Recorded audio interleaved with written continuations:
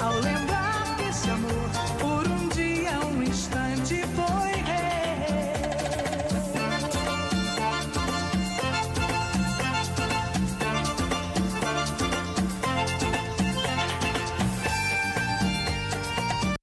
Ufficialmente acceso il 57esimo Pane-Vin di Arcade.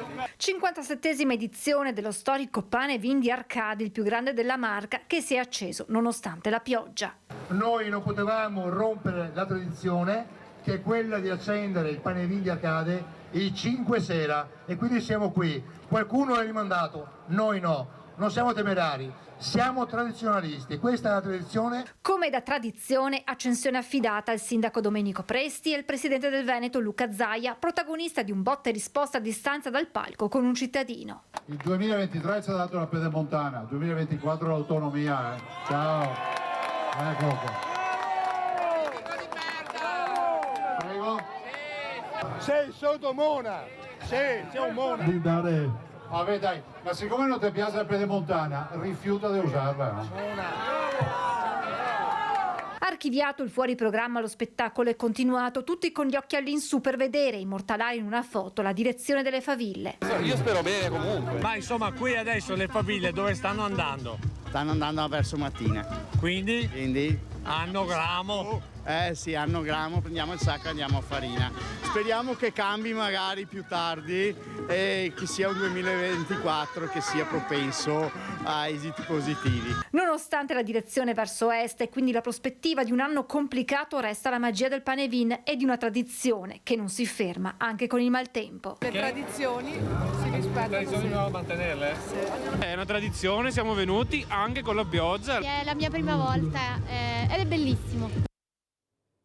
Ditemi che non ho aperto bene questo sabato di fine settimana, prima con la lambada, così tutti quanti ci siamo un po' riscaldati, e poi con questo fuoco meraviglioso, bellissimo, anche se in tempi un po' sospetti, diciamo così, per l'inquinamento, però è stato fatto. Io devo ringraziare soprattutto, e mi permetterà il sindaco Domenico Presti che è qui presenza, proprio per parlare, per raccontarci com'è andata questa serata magica. Se non ci fossero il gruppo Alpini Anna, e saluto Francesco Introvigne, presidente Anna Vittorio Veneto, grazie Presidente di essere qui con noi, veramente grazie, perché se non ci fossero dovremmo inventarli, anche con tutta la buona volontà del sindaco Presti, ma non ce ne sarebbe per nessuno. Prego Sindaco. Buongiorno Francesco.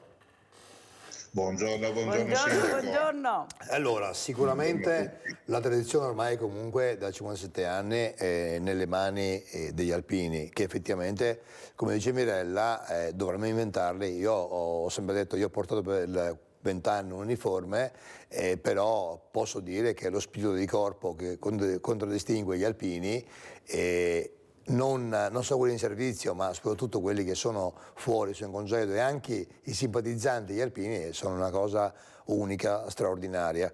La magia del fuoco ogni anno si rinnova grazie al gruppo Alpini di Arcade, che voglio anche sottolineare che oltre a costruire la pira, quindi a preparare la pira per il Pane-Vin del 5 gennaio, quindi Figadei e Brulè eccetera, ma un siciliano che dice Figadei proprio a saperda, sindaco, Mirella, sono 44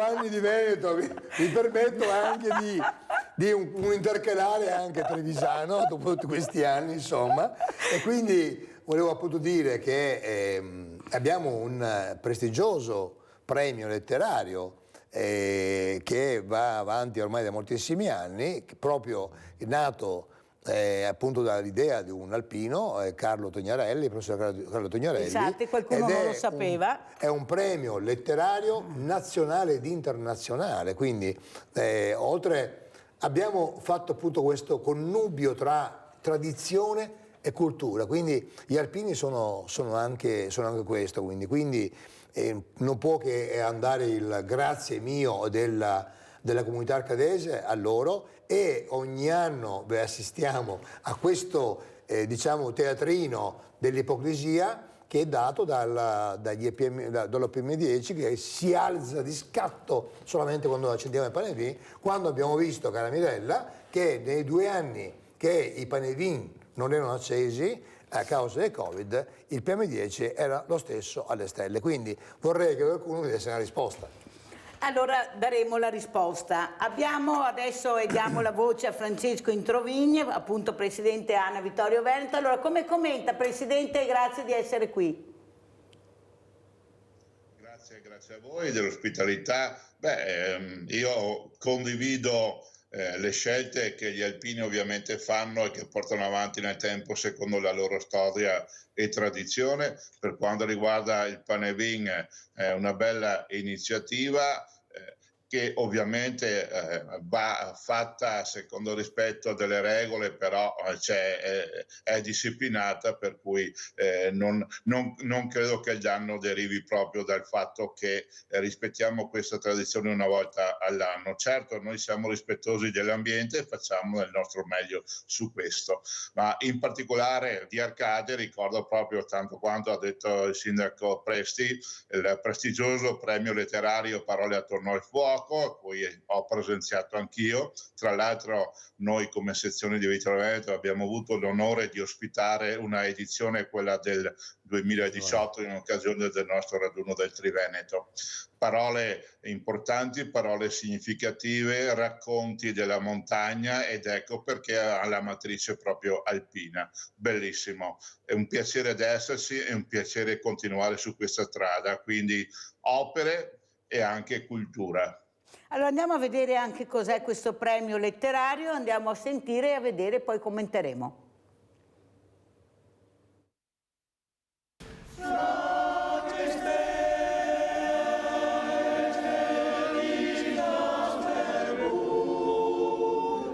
Un racconto che racconti qualcosa che è veramente valoriale, che soprattutto riguardi il sacrificio e la solidarietà. Sacrificio e solidarietà che da sempre contraddistinguono gli alpini, che coniugano la forza dell'organizzazione e la praticità negli interventi alla sensibilità per il prossimo e per l'ambiente.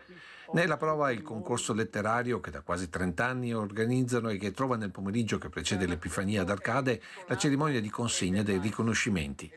Parole attorno al fuoco, il titolo, che spiega perfettamente quali anime profonde si celino sotto il cappello con la penna. Anche quest'anno oltre 60 iscritti, tante persone da tutta Italia hanno partecipato al nostro concorso che rassoda e consolida proprio lo spirito alpino della cultura. Per la cronaca il primo premio quest'anno è stato assegnato a Chiara Chiaburdini di Pordenone con il racconto Edelweiss, mentre Mirna Bonomi di Bergamo con i racconti della nonna si è aggiudicato il premio speciale Rosa d'Argento Carlo Tognarelli.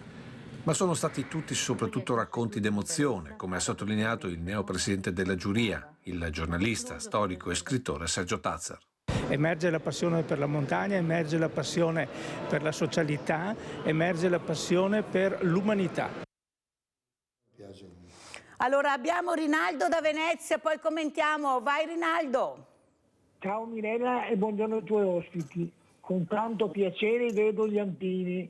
Conosco bene gli alpini perché sono stato a Catania, sono stato a Cuneo con gli alpini e con tantissimi amici alpini e c'è un corpo meraviglioso. Giustamente se non vi fosse bisogna reinventarlo. Però mi ho fatto 2 anni di militare, 2 anni, ho fatto il marinere. E il marinere, anche i marineri che ha perso tanti vapori se andai a fondi con tutti i marineri perché se stai bersaglieri, che ne sei corti. Però come gli alpini no, perché ha un spirito del corpo, si dà da fare una roba, si è pronti a tutto e il cuore da che a mano a chi che ha bisogno. E ti vedi che la gente è il cuore di tutti gli italiani. Bravi, vado sul Grappa che ho tutti gli amici, alpini in Carafa, facciamo di tutto. Gli alpini è già una compagnia di persone dopo del cuore, che fa tante robe che non sapevamo neanche, per povera gente, gli ha messo su case, perché non gli ha dato la mano a fare i restauri. È un corpo proprio, gli italiani buoni e qui giusti.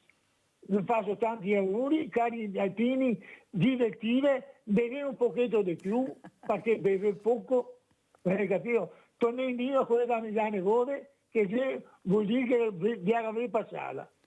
Tanti auguroni e bravi per quello che facete. Grazie Rinaldo, salutiamo anche Rinaldo che ha atteso pazientemente, delle volte non è cattiveria ma non è che posso passare subito la telefonata, dovete capire che ho anche degli ospiti, devo farli anche parlare e così funziona, chi ha pazienza, pazienza. Allora, Presidente Introvigno, quello che veramente sbalordisce è che voi riuscite a muovere tantissime famiglie.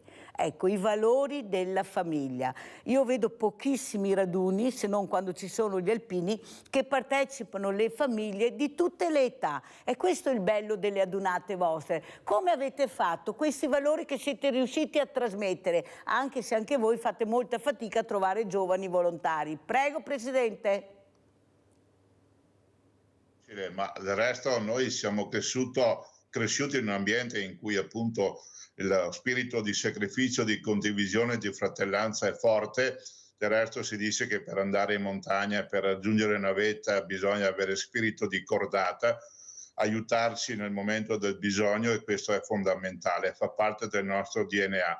E così le famiglie vengono coinvolte, perché fin da quando si era bambini, ecco, si è cresciuto in questa situazione, in questa realtà, e le nostre attività hanno anche preso proprio perché vanno verso i bisogni della collettività, verso i bisogni della popolazione, verso i bisogni contro le tragedie e anche le calamità naturali, e in questo ci siamo spesso e sempre adoperati e sempre lo faremo finché ne avremo le forze. E a proposito di famiglia, ecco, per rafforzare anche questo spirito, ricordo che a settembre prossimo faremo il primo pellegrinaggio degli alpini alla Madonna di Loreto, proprio nello spirito della famiglia e della conservazione dei valori che essa rappresenta. Ecco, quindi continuiamo in questa realtà nostra. Certo, le forze vanno un po' scemando, noi cresciamo di età, non abbiamo i ricalzi, le forze nuove, però una parte di giovani riusciamo anche a coinvolgerli e sono ben contenti, e qua mi riferisco ai campi scuola che a livello nazionale stiamo portando avanti da qualche anno con grande successo. Ecco, noi speriamo anche nella modifica dell'attuale sospensione della leva obbligatoria attraverso un nuovo tipo di servizio, un servizio civile aperto a tutti i giovani, perché dia futuro non solo a noi come associazione, ma anche all'Italia intera. Abbiamo Anna da Preganziol. Ciao Anna. Sì, buongiorno anche agli ospiti che il sindaco ha avuto maniera di conoscerlo durante la premiazione, perché io sono la vincitrice dell'anno scorso del premio Parole attorno al fuoco, e quest'anno secondo trofeo Bettiol e in passato anche una rosa d'argento. Ma non ho, no, allora ti voglio ospite, Anna, perché te lo meriti tutta, Anna, te lo meriti tutta. Guarda che ti chiamo la prossima settimana, vieni qua con i trofei, una volta che una donna c'ha i trofei, no, devi venire. Grazie, prego Anna, grazie. prego. Grazie, no, volevo, al di là non era mia intenzione incensarmi, però volevo, mi stupisco ogni anno perché ci sono, anche quest'anno c'è stata una settantina di racconti, diciamo così. Io partecipo a tanti concorsi letterari ormai da 20 anni e vedo che in altri concorsi letterari, anche meno prestigiosi, ci sono molte più partecipazioni, e mi stupisco di questo, perché effettivamente la montagna dà tantissimi spunti. Io c'è stata raramente in montagna, amo di più il mare, però a livello, diciamo così, poetico, gli spunti si possono trovare anche nell'attualità, in tutto quello che succede, come in effetti ho fatto io.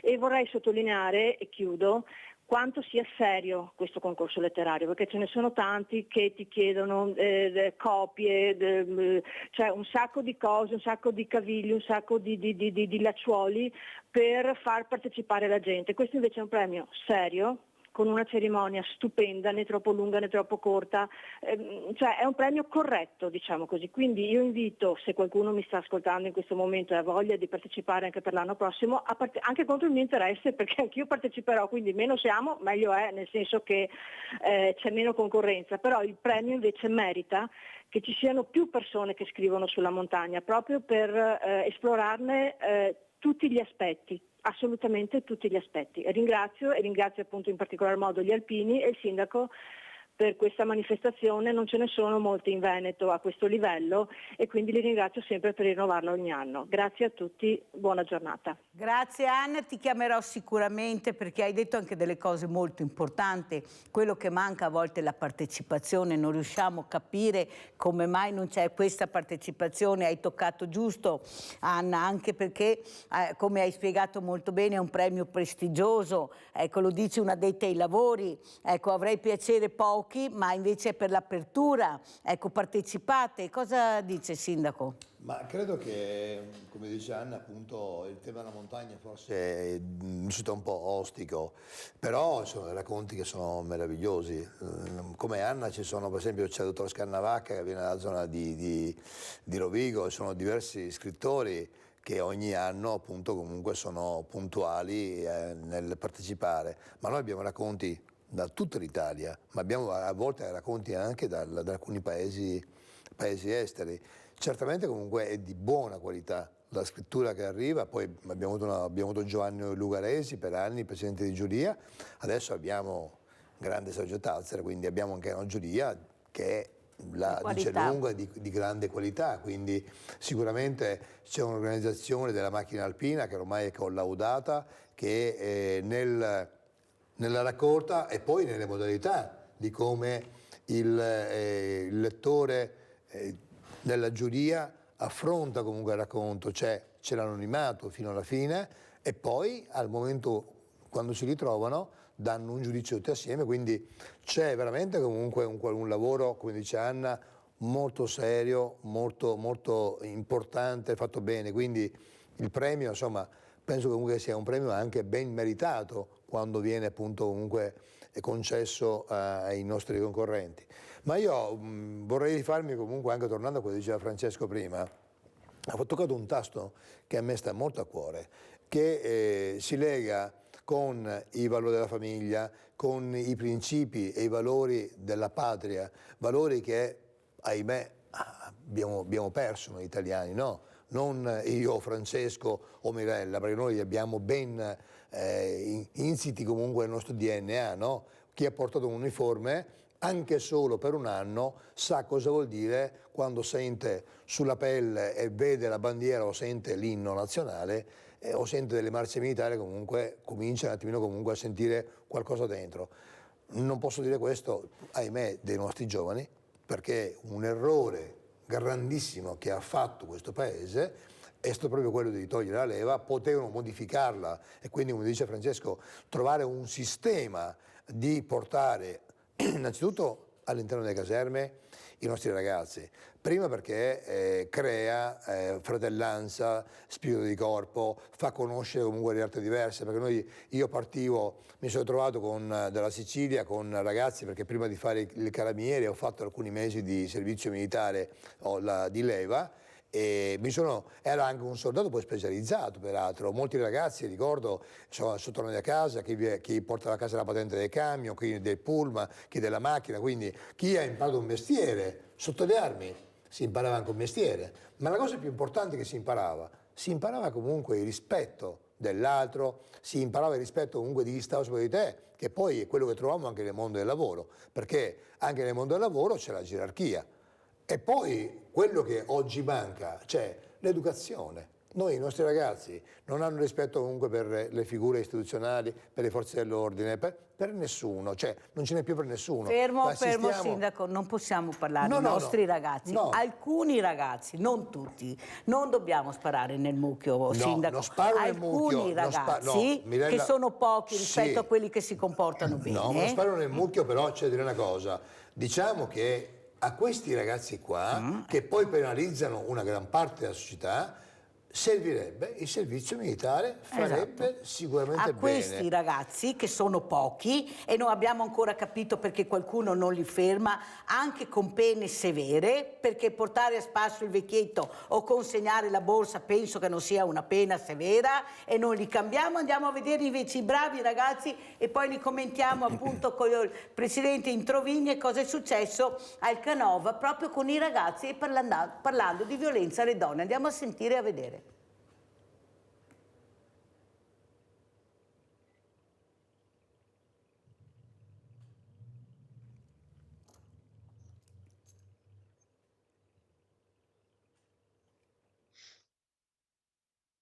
Sono stati fantastici, sono stati 2 giorni meravigliosi, hanno dato più loro a noi che noi a loro sicuramente. L'entusiasmo dei ragazzi è un veicolo per cominciare a parlare della cultura contro la violenza sulle donne. Il Centro Antiviolenza Telefono Rosa di Treviso ha raccolto quelle che sono state le considerazioni, le riflessioni degli studenti degli istituti superiori sul tema della violenza sulle donne. Un percorso di sensibilizzazione iniziato nella giornata internazionale del 25 novembre scorso. Siamo molto contenti che non sia stata presa come una cosa inutile, una perdita di tempo, ma bensì quello che realmente è, quindi una sensibilizzazione giusta e necessaria ai giorni d'oggi. Un progetto che ha visto tra i promotori un gruppo di studenti del liceo Canova. E 4 ragazzi che hanno portato avanti questa iniziativa perché il problema riguarda tutti, riguarda ragazzi e ragazze, e anzi quando capiremo che va affrontato tutti insieme saremo secondo me già a un buon punto. Alla 2 giorni di assemblee presenti l'associazione Donne Libere dalla Violenza di Quinto e il Centro Antiviolenza Telefono Rosa di Treviso, che ha chiuso il 2023 con 344 contatti e la presa in carico di 161 donne, iniziando il 2024 con richieste di assistenza pressoché quotidiane. Alle 2 realtà ora gli studenti hanno donato gli striscioni realizzati il 25 novembre in occasione delle iniziative per la giornata contro la violenza sulle donne, sui quali ragazzi e ragazze del Canova scrissero una frase, un pensiero, una parola. È molto grande, il centro è molto piccolo, però vedremo di metterlo sicuramente all'interno del centro perché merita di essere portato lì. Noi in quanto rappresentanti d'istituto che rappresentiamo la nostra scuola, rappresentiamo i nostri studenti, ci crediamo e abbiamo pensato che potesse essere un bel messaggio. Nonostante siano terminate le assemblee, l'impegno degli istituti prosegue. È un percorso che non ha una conclusione, di conseguenza questa non è l'ultima tappa di questo percorso, avremo anche la giornata dell'8 marzo e continueremo a promuovere iniziative, diciamo appunto, per favorire, ancora una volta lo ripeto, la sensibilizzazione al tema. Allora, Presidente Introvigne, come commentiamo questo servizio? Non tutti i giovani, ce ne sono che veramente si comportano in maniera indecente, ma ce ne sono molti che hanno ancora i valori. Il problema è che li ascoltiamo poco, Presidente, li vediamo poco. Io cerco di invitarli anche nella trasmissione, ma quasi sempre sono a scuola, devo fare i collegamenti, non è sempre facile, però loro vogliono essere protagonisti, vogliono farsi sentire. Prego, Presidente.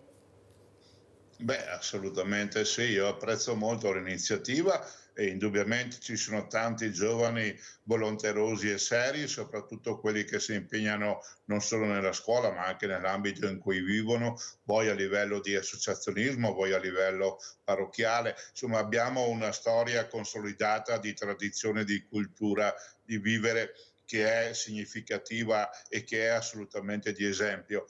Purtroppo però effettivamente c'è anche una frangia che non è poi poco anche contenuta per la verità, di giovani che sono allo sbando, che non hanno il senso del vivere civico, che purtroppo credo abbiano anche problemi in famiglia o comunque quantomeno i genitori hanno sicuramente grosse responsabilità nel non controllare la vita che conducono, cosa fanno nelle ore notturne, perché gli esempi di questo tipo ne vediamo tutti i giorni. Come dicevo prima, noi cerchiamo di fare del nostro meglio, di coinvolgerli, ma non è sufficiente la nostra opera. Il sindaco diceva bene, guardava le istituzioni e guardava anche a quello che è la possibilità di offrire un servizio impegnato, come dicevo prima, ecco, per il bene sociale e soprattutto fa bene a loro. Per noi la Leva ha segnato anche un passaggio fondamentale, cioè il passaggio dalla vita dell'adolescenza alla vita matura, al tempo in cui era necessario fare delle scelte responsabili. Io ricordo benissimo a 20 anni, poco più a 21, c'era davanti a me il mondo intero, per cui il lavoro, la famiglia, il futuro mio sostanzialmente. Mi pare che oggigiorno questo senso di famiglia, ecco, del stare insieme, del procreare, sia venuto meno, e non certo mancano i mezzi, le possibilità. Tant'è vero che se guardiamo la natalità, ecco, chi è che mette al mondo più figli? Chi è nello stato del bisogno più di noi, forse, credo. Ecco, quindi sono argomenti questi importanti su cui va fatta una seria riflessione. Sentiamo anche come commenta il sindaco Presti. Beh, noi siamo fortunati nel mio paese perché, come appunto dice Francesco, come diceva prima, noi abbiamo nel gruppo Alpini sono un sacco di ragazzi giovani che la naia ovviamente non l'hanno fatta, però hanno diciamo un po' ereditato lo spirito del DNA, ma che viene dalla famiglia, cioè la famiglia ha trasmesso questi valori. C'è un po' una crisi di identità della famiglia, perché se i nostri ragazzi oggi, cioè a me, vedere ragazzine che si pestano, il ragazzo magari comunque non è che sia normale, però magari i ragazzi li abbiamo sempre visti comunque un po' fare a botte così, è un po' più da uomo, ma vedere ragazzine che si tirano i capelli, che si insultano così, cioè questa cosa qua mi fa veramente comunque preoccupare per il futuro, non solo loro, ma anche il nostro di futuro, Mirella, cioè noi stiamo, grazie a Dio, insomma, ieri sera assistevo appunto alla lettura della statistica, abbiamo molti ultra novantenni, cioè la popolazione sta invecchiando e confrontarsi con una generazione di giovani che viene avanti con questi valori, cioè la cosa è alquanto preoccupante. Quindi noi dovremmo fare un passo indietro per poter andare bene avanti, cioè dobbiamo riscoprire un po' quelli che sono i valori sociali, perché la famiglia alla fine che cos'è? È la base essenziale di una società civile che si sta sgretolando, ma sgretolandosi la famiglia è la società che viene meno si sgretola, perché oggi i figli nostri vanno insieme con i figli degli altri, quindi laddove c'è pochezza di valori, di rispetto delle cose, il valore stesso comunque del vil denaro, oggi cioè, quando uno fa un sacrificio per guadagnarlo, sa comunque come insegna anche ai figli cosa vuol dire per spenderlo. Vediamo ragazzini con iPhone in mano, non so, cioè noi è impensabile una volta comunque si andava a lavorare da ragazzi. Ma di chi è la colpa, Presti, secondo lei? Di chi è la colpa? Abbiamo fatto una crescita sociale negli ultimi anni che non è consona comunque al vivere in civiltà, al vivere comunque in società. Noi abbiamo copiato dei modelli da altri paesi, non dico quale, uno tra tutti sono gli americani, ma abbiamo copiato le cose peggiori degli americani, laddove noi culturalmente comunque, posso dire, comunque dovremmo essere noi a pungere da modello, da esempio per altri. Io ribadisco, per me la questione del servizio militare oggi servirebbe comunque, perché sarebbe bello anche per le donne, visto che all'interno delle forze armate ci sono anche le donne, sarebbe appunto bello comunque mettere in relazione queste ragazze. Poi oggi gli alpini hanno giocoforza, comunque sono una macchina straordinaria a livello, una macchina bellica in senso buono, quando ci sono calamità. Ricordo che negli anni dei terremoti che sono stati in Irpinia o in Friuli Venezia Giulia, era l'esercito che interveniva, Mirella, con uomini e mezzi. Oggi non c'è più nulla, cioè l'esercito ha un esercito di professionisti, ma se noi domattina dovessimo avere veramente un problema a livello bellico in questo paese di difesa della patria, ma chi ci va un guerra per difendere la patria? Sentiamo Mirella, il Presidente Introvini e poi andiamo in pubblicità. Va. Presidente, come commenta le parole del Sindaco Domenico Presti? Credo che abbia fatto centro sul problema che assolutamente esiste, per cui va posto rimedio a questa situazione. La crisi è evidente, noi tra l'altro ci riconosciamo in questo, ma non è solo noi che esprimiamo il giudizio nostro favorevole, noi siamo il paese della cultura e della civiltà rispetto a quanto il mondo ci riconosce e in questo senso siamo in decadimento, andiamo a perdere anche le nostre tradizioni e non è una cosa sicuramente bella, no? Per adeguarci a sistemi di vita che sono quelli tipici nostri, per questo sicuramente è anche frutto del consumismo, frutto di una società opulenta che non ha pensato ai valori interiori più che a quelli esteriori, a quelli materiali. E in questo un buon servizio, una buona educazione che parta dalla famiglia, che parta dalla scuola, soprattutto la scuola è carente, molto carente in questo, e che ci vada poi a proporre anche esempi significativi per il futuro, questo è sicuramente fondamentale, è necessario. Per cui il ripristino di una forma di servizio di leva obbligatorio, non necessariamente alle armi, ma ci vuole anche come dire, quello, come diceva il sindaco, noi abbiamo oggi un esercito ma di 80.000 uomini, vuol dire professionisti che servono, come dire, per garantire un po' il rispetto delle regole e istituzioni. Siamo soprattutto in missione di pace in tante parti del mondo, il mondo così martoriato da tante guerre e va sempre peggio, mi pare, di anno in anno. Ecco, quindi è fondamentale ripensare alla nostra organizzazione e quindi anche a responsabilizzare i giovani. Sicuramente tanti di buona volontà, ma come dicevo prima, tanti che si vanno dissipando le proprie potenzialità, le proprie capacità in uno stile di vita che è da rifiutare. Fondamentale adesso è mandare la pubblicità.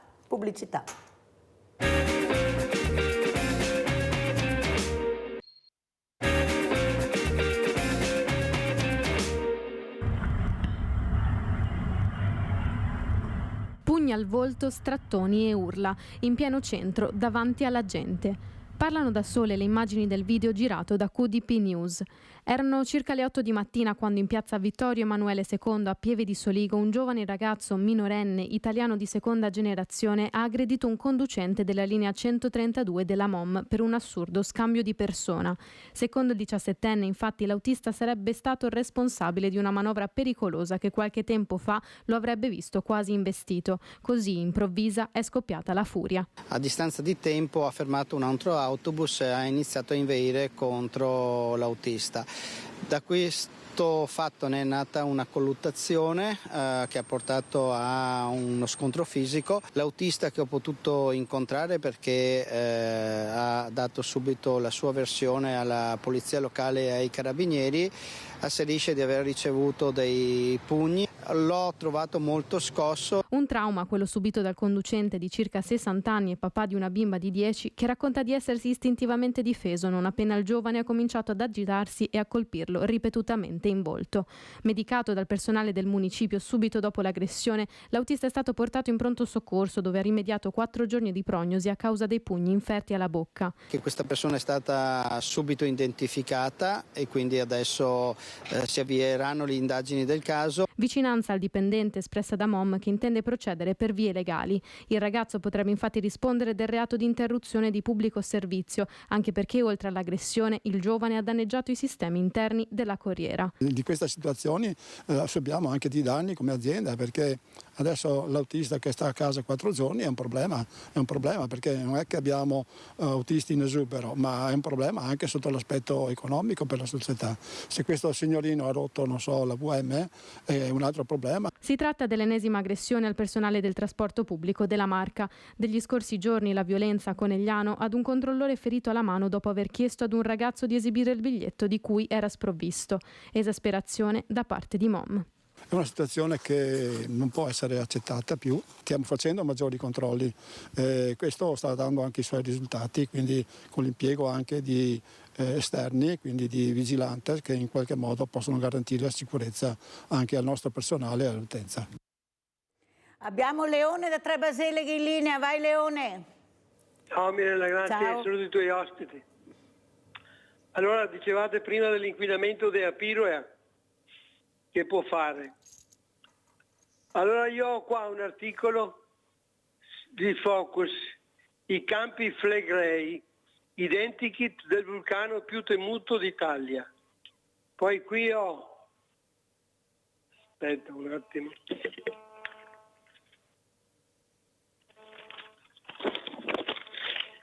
allora, nella solfatara Pisciarelli in media si ha una fuoriuscita di oltre 3.000 tonnellate di anidride carbonica al giorno.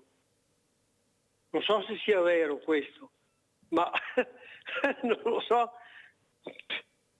Noi inquiniamo parecchio, ma 3.000 tonnellate di anidride carbonica che esce fuori da un vulcano ogni giorno, non so se c'è un sistema per salvare questo pianeta. Poi dopo abbiamo, adesso il Giappone è andato sulla Luna, l'Europa sta andando sulla Luna, l'India sta andando sulla Luna, la Russia sta andando, tutti questi missili che vanno per aria.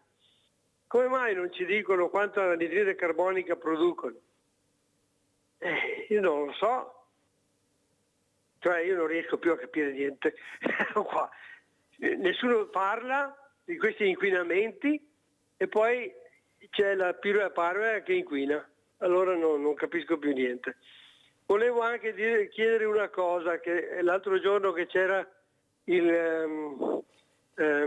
l'assessore Boraso, non sono riuscito a prendere la linea. Normalmente per il carnevale c'è questa parata della Pantegana che dopo viene aperta e ci sono centinaia di palloncini dentro che vengono liberati in laguna. Si potrebbe fare che si apre la Pantegana e i palloncini escano ma sono legati e non vanno dispersi in giro per la laguna? Ciao Mirella, grazie.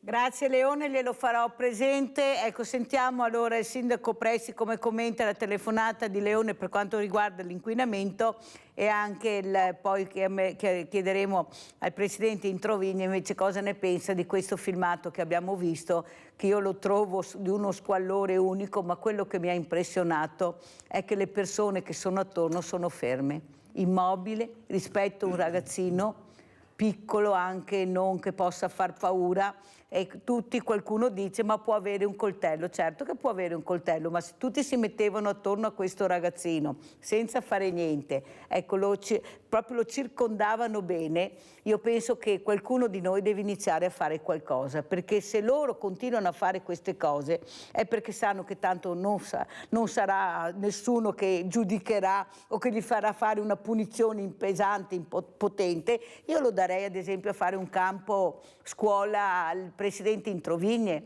farei fare un campo scuola con voi, presidente, senza andare a pensare chissà cosa, un bel campo scuola con gli alpini. Dopo vorrei vedere se ancora, anche perché io sono sicura che rispetto ai valori continuerebbero a esserci, però un bel campo scuola a questo ragazzino non farebbe male. Allora, inquinamento. Ma Leone in maniera metaforica ha toccato un po' il tasto di quello che è appunto l'ipocrisia che ogni anno spinge la gente a guardare le tradizioni, ma in realtà noi vediamo che le emissioni in atmosfera sono le più svariate. Ha fatto l'esempio delle astronavi che partono, ma poi ce ne sono di ogni. Noi stiamo per essere penalizzati nell'Europa che ci dà delle regole sempre più stringenti, stiamo vedendo, mi riallaccio alle proteste fortissime che ci sono in questo momento qua in Germania e in Francia in agricoltura, perché vorrebbero che noi smettessimo di coltivare i nostri campi, dovremmo importare poi delle materie prime, anzi del cibo da altri paesi dove le regole sono diverse, e i paesi che inquinano di più, per esempio, che sono in via di sviluppo, che sono quelli della Cina, l'India, eccetera, di quello non si parla. Dove c'è un inquinamento folle, abbiamo sentito un ospite di quello non si parla. In India, sempre continuamente che è inquinamento. Di quello non si parla, ma si parla del pane e vino, si parla di queste sciocchezze qua, e sì, una cosa assurda, paradossale, che una nazione che dovrebbe essere nazione europea, dobbiamo essere una nazione, no? Un paese unico dobbiamo essere, nella realtà non è così, ti dà delle regole insensate. Io voglio vedere se l'America fa una politica che va contro gli interessi del proprio paese, che è gli Stati Uniti d'America. Noi dovremmo essere gli Stati Uniti d'Europa, in realtà siamo gli Stati frammentati d'Europa, ognuno fa cura ai propri interessi a secondo di chi va a governare. Oggi c'è una tedesca, quindi fa gli interessi soprattutto comunque della Germania, di qualche paese amico, e cerca di penalizzare il resto dei paesi europei dicendo loro ti do 1.500 euro all'anno e non coltivi il campo perché questo fa sì che tu non emetti nell'aria dell'inquinamento. Ma noi europei inquiniamo molto, ma molto meno di tantissimi altri paesi. E dovremmo essere quelli più penalizzati. Compriamo la frutta, le arance da altri paesi dove sono le regole nostre. Il nostro cibo, che è il migliore, non lo dico io, ma lo dicono i consumatori internazionali, il nostro cibo deve essere buttato via per dare spazio al cibo di altri paesi. Cioè, a me queste cose qua, queste pantomime, cominciano a infastidirmi, ma non solo a me, ma noi dobbiamo signori miei, noi italiani dobbiamo cominciare ad avere un po' anche di ricorso di dignità, e mi riferisco anche a chi in Europa ci rappresenta. Quando cominciate a fare gli interessi nostri, di questo paese, di chi produce? Sentiamo il Presidente Introvigni in merito al servizio che abbiamo visto, a queste immagini, poi se vuole aggiungere qualcosa a quello che ha detto il Sindaco Domenico Presti in merito all'inquinamento. Prego, Presidente Introvigni. Beh, innanzitutto è un gesto esecrabile, condannabile sotto tutti i punti di vista. Purtroppo in situazioni tali vedo che, appunto, come ben lei diceva, chi assiste, chi non interviene, non ha, come dire, la forza, la volontà di impedire che questi accadimenti si susseguano, perché così capita purtroppo.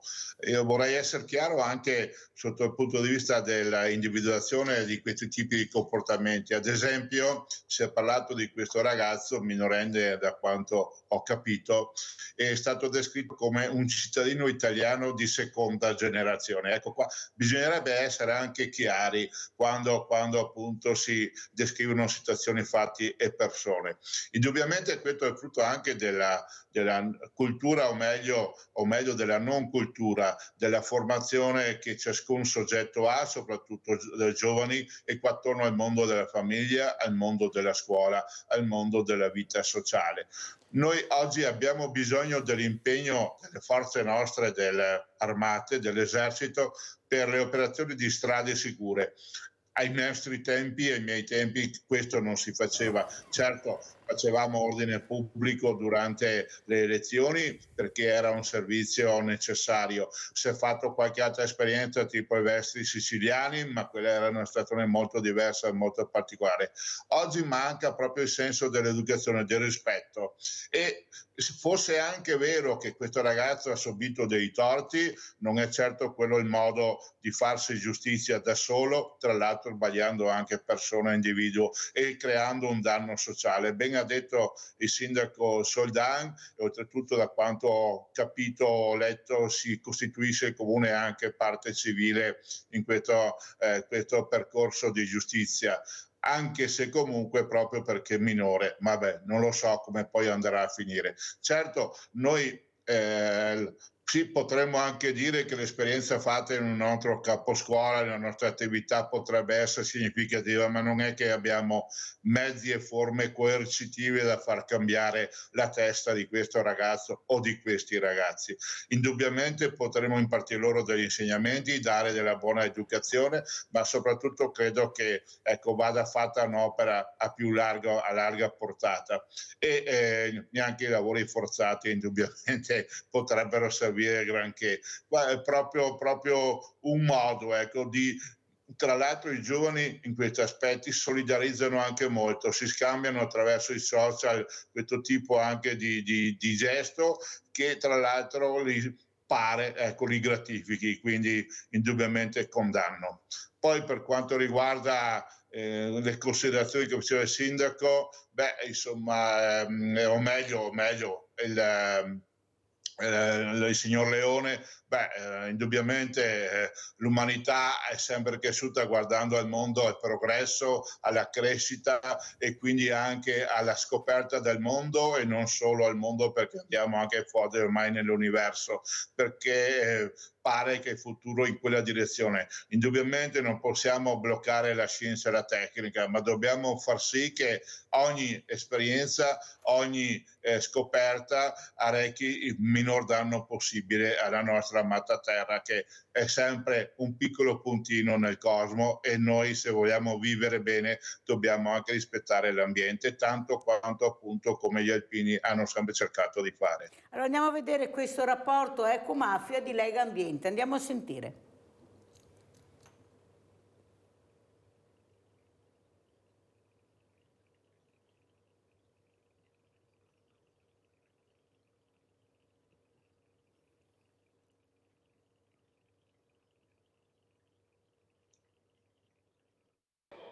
è la provincia di Venezia, con 1.647 reati in 5 anni e 1.663 persone denunciate nel territorio regionale, quella in cui è maggiore il numero di reati ambientali registrati negli ultimi 5 anni, con un totale che raggiunge una cifra davvero impressionante, 5.781. Una fotografia che resta impietosa, quella scattata dal rapporto Ecomafia 2023, che registra un incremento a livello nazionale del 28,7% nel 2022. Alla provincia di Venezia in Veneto seguono Vicenza e Treviso, con Padova in ultima posizione. Sottolineiamo quanto la presenza di ecomafie in Veneto sia capillare, come detto qualche settimana fa anche dal procuratore capo Kerchi, e troviamo le ecomafie presenti in tutti i settori, dallo smaltimento dei rifiuti all'edilizia, all'urbanistica. È l'illegalità nel ciclo del cemento a registrare il numero maggiore di reati, seguito dal ciclo dei rifiuti e dei reati contro la fauna. Da gennaio 2010 ad aprile 2023 sono state 45 le inchieste per reati ambientali condotte dalle procure venete, 9 a Venezia, ma 8 a Padova e Verona, seguite dalle 7 di Treviso, con un totale di 210 persone arrestate.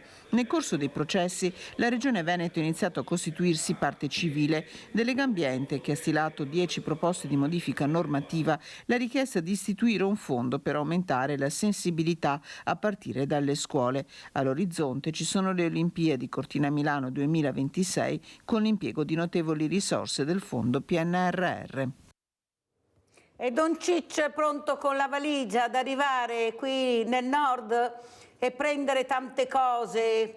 Sindaco Presti, questa è la realtà, i numeri sono numeri, non è che possiamo scappare da questi numeri, ma sono i messaggi devastanti che arrivano ai giovani, i giovani che sono quelli a fin prova contraria che si spendono per l'ambiente, perché quando scendono in piazza vedi loro, non vedi di sicuro la persona di mezza età, vedi questi giovani che cerco in tutte le maniere, anche delle volte con gesti inconsulti che non tutti apprezzano, ma non hanno altra voce in capitolo, di dire guardate che l'ambiente è anche nostro, noi vorremmo un ambiente diverso. Ma con queste ecomafie, non a caso avete visto anche le montagne, queste bellissime montagne piene di neve, con la paura che arrivi Don Ciccio. Presidente!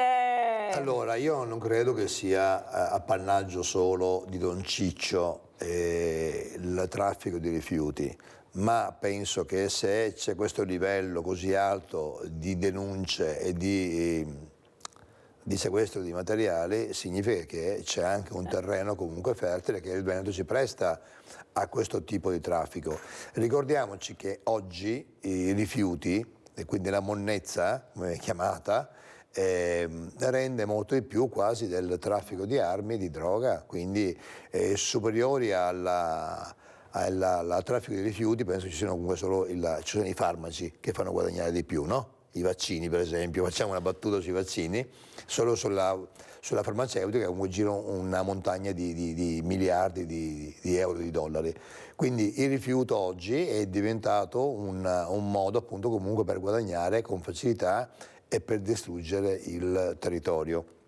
Io ho difeso il suolo del mio paese a spada tratta, ho anche rischiato di beccarmi anche perché denuncia, proprio per difendere il suolo, dove poi chiaramente l'acqua la beviamo un po' tutti quanti, il suolo poi è quello comunque anche che permeando porta comunque poi anche dei problemi di malattie e quant'altro, ma a sti signori qua, a questi non frega assolutamente nulla. Abbiamo visto che c'è gente che prende capannoni, li affittano, stipano migliaia e migliaia di balle di rifiuto dentro, che arriva da ogni parte. Il nostro rifiuto va da altre parti d'Italia, basti pensare alla zona della Campania lì dove hanno interrato e poi ci mangiamo i pomodori con sotto il rifiuto. Quindi c'è questa corsa al traffico di rifiuti. Credo che ci vogliano secondo me delle pene più pesanti, come pene più pesanti ci vorrebbero comunque anche per questi ragazzini che ahimè violano le regole. Anche se sono minorenni dovrebbero pagare in maniera adeguata, e lì il problema nasce sempre sulla questione della famiglia. Italiano di seconda generazione significa che sei cresciuto qui, quindi dovresti avere i nostri valori, ma probabilmente comunque qualcosa nell'educazione non ha non ha funzionato, quindi questa struttura qua, questa è una struttura che andrebbe vista, che secondo, come la pensa comunque anche il Presidente Entrovigne, quindi dico giusto a Francesco, comunque la penso anch'io, se ci fosse un servizio di un certo tipo, ci fosse anche una mini naia, porterebbe questi ragazzi innanzitutto comunque a sentirsi fondamentalmente italiani, perché sono italiani, sono nati qui, ma devono sentirsi italiani in ogni aspetto. Non fanno i campi scuola, perché non li mandiamo là? Non facciamo i campi scuola. Ma come non ci andrebbero? Ma come vanno a portare a spasso gli anziani, oppure vengono da me a portare la borsa da spesa e vanno a fare un campo scuola? C'è anche un aspetto che molti di loro si autoisolano, fanno comunella tra di loro, quando in realtà comunque non c'è nessuna differenza. Cioè, io ogni anno da sindaco, l'ho fatto per 10 anni in precedenza, torno a farlo, l'altro giorno ho fatto un incontro con una dirigente, voglio tornare di nuovo a scuola alle medie con i rappresentanti delle forze dell'ordine, principalmente i carabinieri, ho fatto appunto comunque un accordo con la dirigente, voglio portare i carabinieri, quindi i comandanti... Ma non è il sindaco, ma non sono loro che devono decidere cosa devono fare nel momento che vengono presi in flagranza di reato, non sono loro che devono decidere, no vado a spasso col cagnolino dell'anziana, Sandra da Padova, se no non ce la faccio, vai Sandra veloce, mi raccomanda, vai Sandra. Ciao Mirella e buongiorno agli ospiti. Allora, il discorso dei ragazzi che imbrattano i monumenti, allora questi ragazzi, io ho visto con la trasmissione di Giordano su Rete 4, che loro sono pagati dalle multinazionali. Parliamo di 1.000, 1.200, anche 2.000 euro al mese. Dunque io sono d'accordo che si può manifestare, perché ogni manifestazione, se fatta in modo corretto, è giusta sia per l'ambiente sia per qualsiasi altro motivo.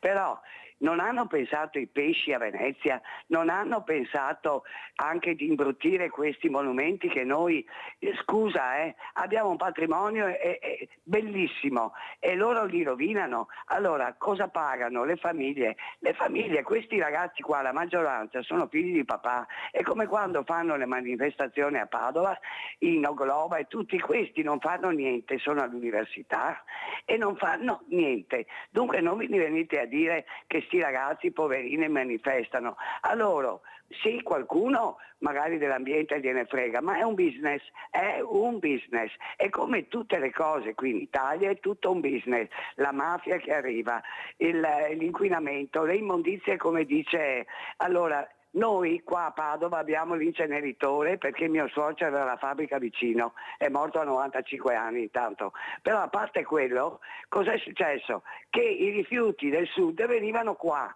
quelli di Roma, ci sono talmente tante cose che non vanno, o si mette veramente la mano forte, politica, amministrativa, i sindaci, chi è di Roma, ma a Roma in regione c'era una signora veloce Sandra, che devo chiudere, che ho forato.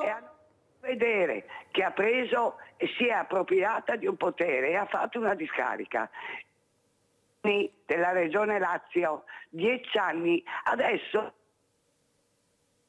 Pronto? Caduta la linea. Allora Presidente, siamo in chiusura, come ci saluta e cosa vuole dire?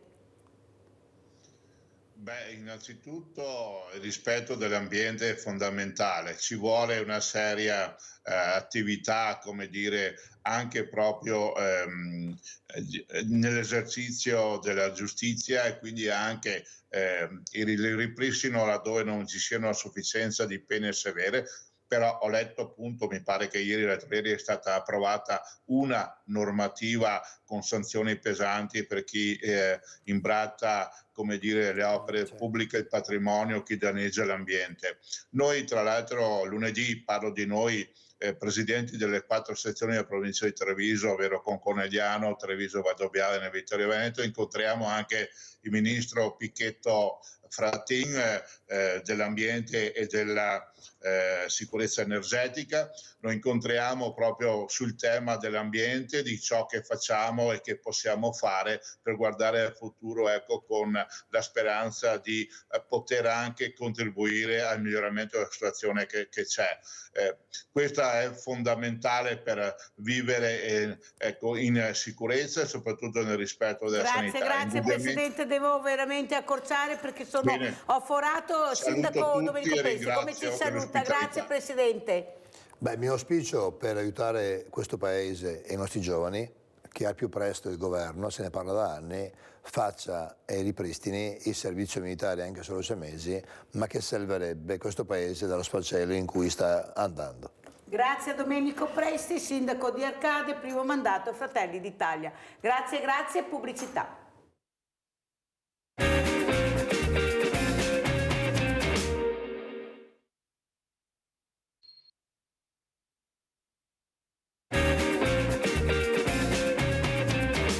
Presento un altro gradito ospite, abbiamo in presenza Luigi Susin, responsabile regionale Dipartimento Imprese Fratelli d'Italia, una cosa veramente importante perché stiamo parlando di imprese. Allora Susin, cosa ci racconta? Ecco, queste imprese che veramente stanno cercando di rimanere a galla perché con queste guerre qua non è che sia tanto facile il discorso, cosa ci racconta, com'è la situazione?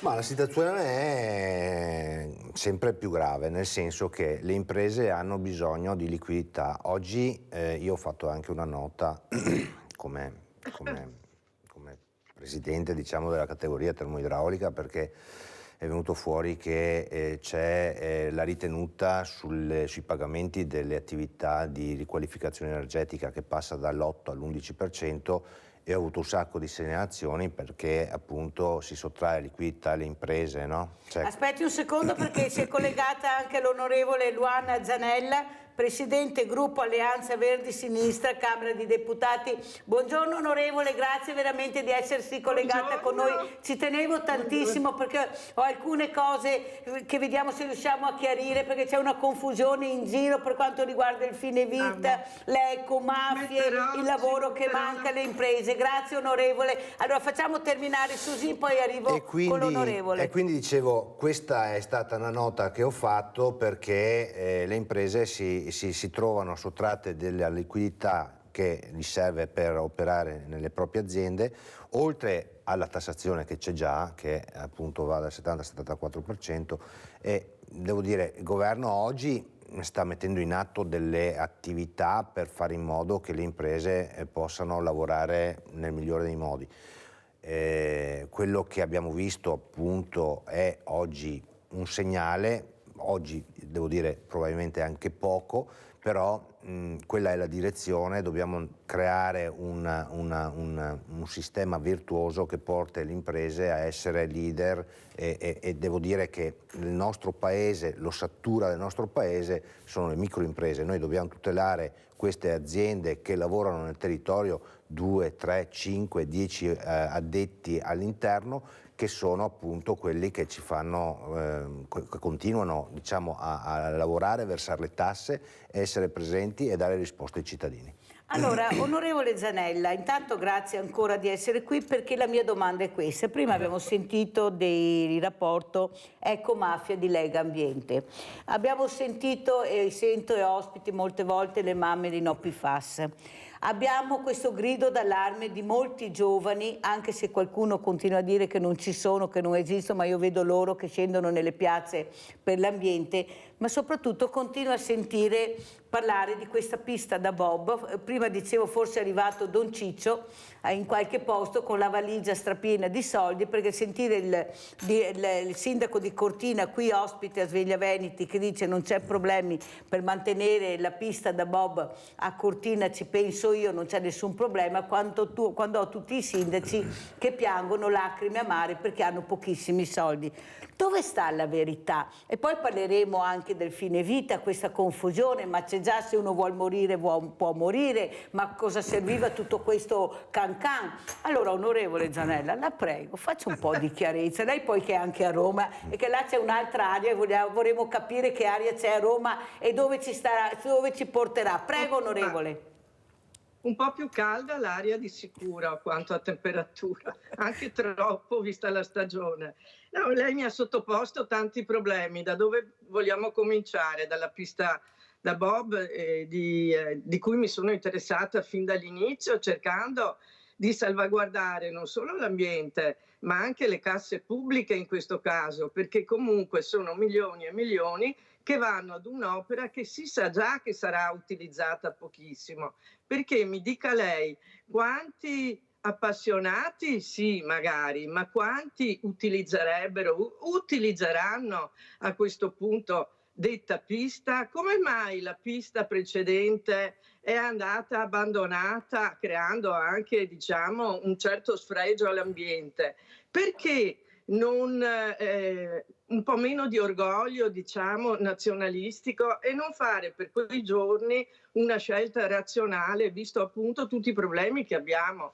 Mi fa piacere che il sindaco di Cortina dica non preoccupatevi sì, però intanto sono tutti i cittadini d'Italia, non soltanto il sindaco di Cortina che tira fuori questi soldi, perché è finanziata dallo Stato, nonostante che il CIO abbia detto, il Comitato Internazionale Olimpico abbia prescritto, non detto, che non bisogna fare opere nuove, bisogna utilizzare magari anche quelle che sono a disposizione vicino ai nostri confini, eccetera, eccetera. Io so che c'è la speranza di un indotto, di questo, di quest'altro. I problemi del Veneto li conosco da tanto bene, non sono nata ieri, però diciamo la verità. I piccoli imprenditori, a loro cosa interessa di questa pista da bob veramente? Se questi 80 e passa milioni non venissero utilizzati diversamente, venissero utilizzati diversamente, non sarebbe meglio? Questo dico io, perché sono tanti soldi, magari nei miliardi della spesa pubblica sono poca cosa, però per il Veneto e una realtà come la montagna, dove abbiamo visto per esempio in Valsugana l'altro giorno che è crollata una parte di montagna sopra le infrastrutture e bloccando i trasporti, perfino quelli dei treni. Quelli sono i problemi veri della montagna. Allora noi non siamo mai stati contrari alle Olimpiadi, anzi, ma e anche a tutte le iniziative per salvaguardare l'economia e la società e la popolazione di montagna. Ma pensiamo che questa sia proprio sbagliata, questa cosa qui. Ma verrà fatta secondo lei, onorevole, o no? Perché non riusciamo mica a capire ancora. Ma guardi, io penso che il ministro Salvini si sia quasi ostinato a volerla fare a tutti i costi, perché secondo me Zaia, che è una persona un po' più che capisce di più i problemi del Veneto, non credo si sarebbe ostinato così tanto. Hanno trovato questa azienda Pizzarotti, quella che ha fatto anche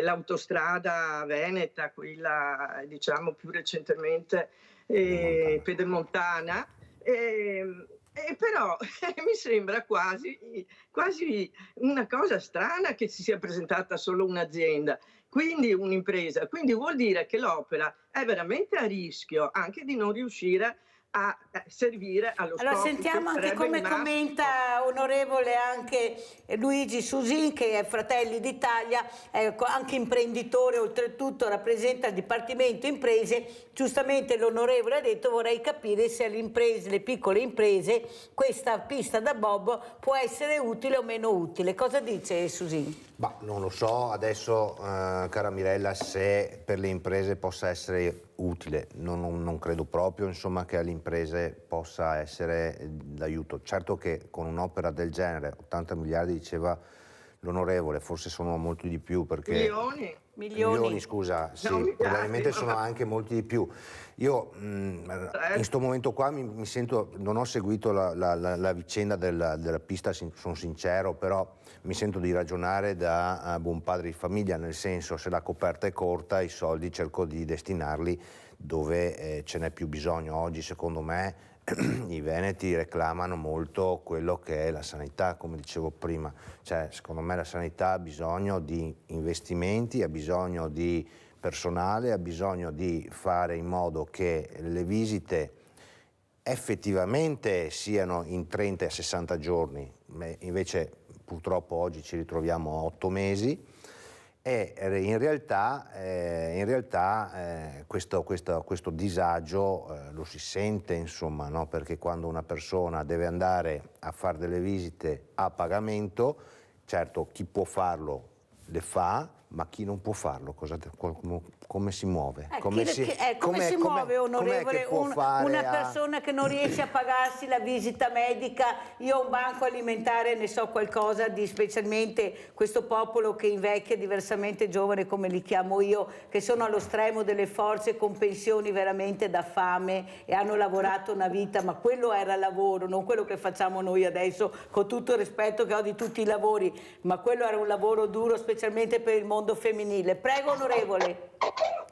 Guardi, ha veramente toccato direttamente il problema, Susin, perché effettivamente noi abbiamo un aumento della povertà sanitaria, nel senso che c'è gente che non si cura, c'è poco da fare. Pensi solo ad andare da un dentista, no? Cosa viene a costare? Ma tutti se lo possono permettere, sono anche migliaia e migliaia certe volte. E più vai avanti con l'età, più hai bisogno di adire alla sanità. C'è poco da fare perché la vita si allunga, ma non è che gli ultimi anni siano anni esattamente come quelli di quando avevi 18 anni. E quindi c'è un bisogno di assistenza sanitaria. Non solo, pensiamo ai non autosufficienti, pensiamo ai disabili, pensiamo alle persone più fragili, pensiamo a quelle persone appunto che non hanno i soldi per comprarsi le medicine, perché non tutte le medicine sono rimborsabili e sappiamo quanto, pensiamo solo ai malati oncologici, pensiamo quanti soldi sono necessari. Quelli dovrebbero essere garantiti dal pubblico, però come si diceva anche prima, diceva l'amico Susin, dovrebbero tutti pagare le tasse, questo sì, e poi fare una spesa oculata, non spendere a vanvera. Allora, onorevole, visto che ha toccato la materia, questa oncologia, ieri ho avuto una rappresentante oncologa in trasmissione anche delle pari opportunità dell'Università di Padova per parlare anche del fine vita. Scusate, ma devo correre perché l'ora vola e sono tanti, ecco, poi non è che abbiamo tutti i giorni gli onorevoli e anche i rappresentanti di imprese a parlare di quello che ci sta a cuore. Allora, cos'è questo fine vita, onorevole? Perché questa discussione che è nata specialmente in Regione Veneto con questa raccolta di 9.000 firme che veramente sì non sono riuscite a farcela anche per un voto del PD, dell'onorevole Bigon che ha detto, del consigliere Bigon che ha detto no, che ha votato no, c'è molta confusione perché qualcuno, come chiedevo ieri all'oncologa, ha detto ma c'è già il fine vita, c'è la sedazione profonda, se uno vuole morire può morire tranquillamente senza problemi. Ci spieghi allora dal suo punto di vista politico, dal suo osservatorio, com'è la questione?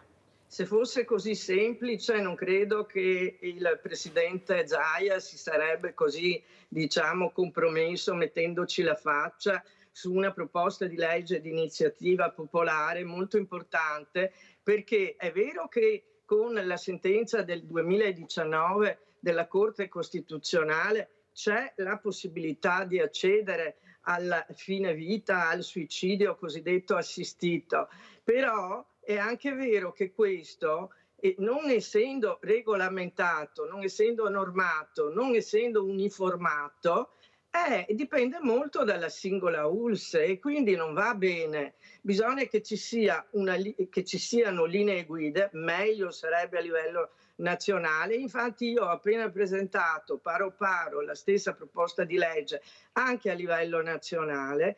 Vorrei che trasversalmente ci fosse questa presa di coscienza che bisogna regolamentare, non possiamo lasciare i pazienti, appunto, soprattutto quelli più poveri, a arrangiarsi e a cercare, insistere, spingere sulle varie aziende sanitarie locali, non va bene, e anche loro devono essere, come dire, spinte attraverso una norma precisa a dare una risposta in tempi certi, perché per esempio nelle Marche, non voglio parlare del Veneto, parliamo delle Marche, ci sono delle persone che soffrivano le pene dell'inferno, hanno aspettato non mesi, anni per poter farla finita, e la sedazione, come io la conosco bene perché ho avuto un padre che è morto qualche anno fa, e quindi ho attraversato tutta questa tragedia purtroppo, però non è garantita a tutti coloro che hanno bisogno e che hanno, diciamo, dovrebbero avere la libertà di scegliere, perché ma non le sembra, onorevole Zanella, che un tema così delicato che riguarda la nostra vita, e sono io che devo decidere della mia vita, non qualcun altro, non doveva essere necessario un referendum? Ma come? Ci fanno fare il referendum sulle trivelle, lo dico tutte le mattine, che non campiamo un fico secco, che abbiamo delegato voi per decidere sulle cose che magari a noi non riusciamo a capire perché poi nessuno ce le spiega, e ci tolgono il fine vita, sapendo benissimo, io sono convinta che avrebbero vinto i sì, basta sentire anche le interviste che facciamo. Non è sempre scandaloso questo, che una volta che possiamo veramente dire la nostra su un referendum importante ci viene tolto? Ma perché non c'è il rispetto? Adesso ci dicono che per fare il terzo mandato, che per qualcuno sarebbe il quarto, diciamolo pure, ecco, i cittadini devono votare, vanno al voto, sì, ma allora quando gli va bene allora siamo importanti noi perché dobbiamo votare, anche se abbiamo i listini bloccati, anche se non abbiamo le preferenze in molti casi. Ma non le sembra che questo cittadino venga tirato in base alla convenienza di qualche partito politico? Poi sentiamo anche Susin. Prego, onorevole. Sul discorso del referendum sull'eutanasia, a cui ho partecipato positivamente anch'io, raccogliendo firme, eccetera, non è dipeso da partiti, lì è dipeso dalla Corte di Cassazione, che ha respinto alla fine questa proposta referendaria, quindi c'è tutta una trafila. Certo che se per esempio esistesse la possibilità attraverso lo SPID, attraverso le nuove tecnologie, di fare dei referendum e farli anche più velocemente, sarebbe, e più accessibili anche a tutta la popolazione, sarebbe un grande salto di qualità e di civiltà. Comunque lì c'entrano poco secondo me i partiti, anche se sappiamo che ci sono delle divisioni, ma io credo che, come diceva lei, la popolazione nel Veneto sicuro, sono stati fatti dei sondaggi, l'82% della popolazione è a favore di questa modalità di fine vita, quindi vuol dire che tutti voler decidere della propria esistenza. Sentiamo Susin come commenta. Lei Fratelli d'Italia per il no, quello abbiamo visto in regione, perché avete votato tutti no. Sì, certo, gli amici che sono in regione hanno votato no, io sono dell'idea che comunque è un tema assai delicato. Avendo avuto un amico che era malato di SLA e lui mi mandava le mail con gli occhi, perché scriveva con gli occhi, devo dire che mi è venuto subito in mente Walter, che si chiamava questo amico, oggi purtroppo non c'è più, però lui aveva una voglia di vivere che era una cosa indescrivibile. Allora devo dire, il fine vita, quello che è successo in regione e quello che probabilmente adesso l'onorevole porterà avanti a livello nazionale, va preso con estrema delicatezza. Perché? Perché ci sono persone che sono inferme, che sono comunque in una situazione disperata, però hanno voglia di vivere. Allora io dico, bisogna istituire delle commissioni ad hoc che siano in grado di decidere anche, perché la persona non può in autonomia decidere se vivere o morire.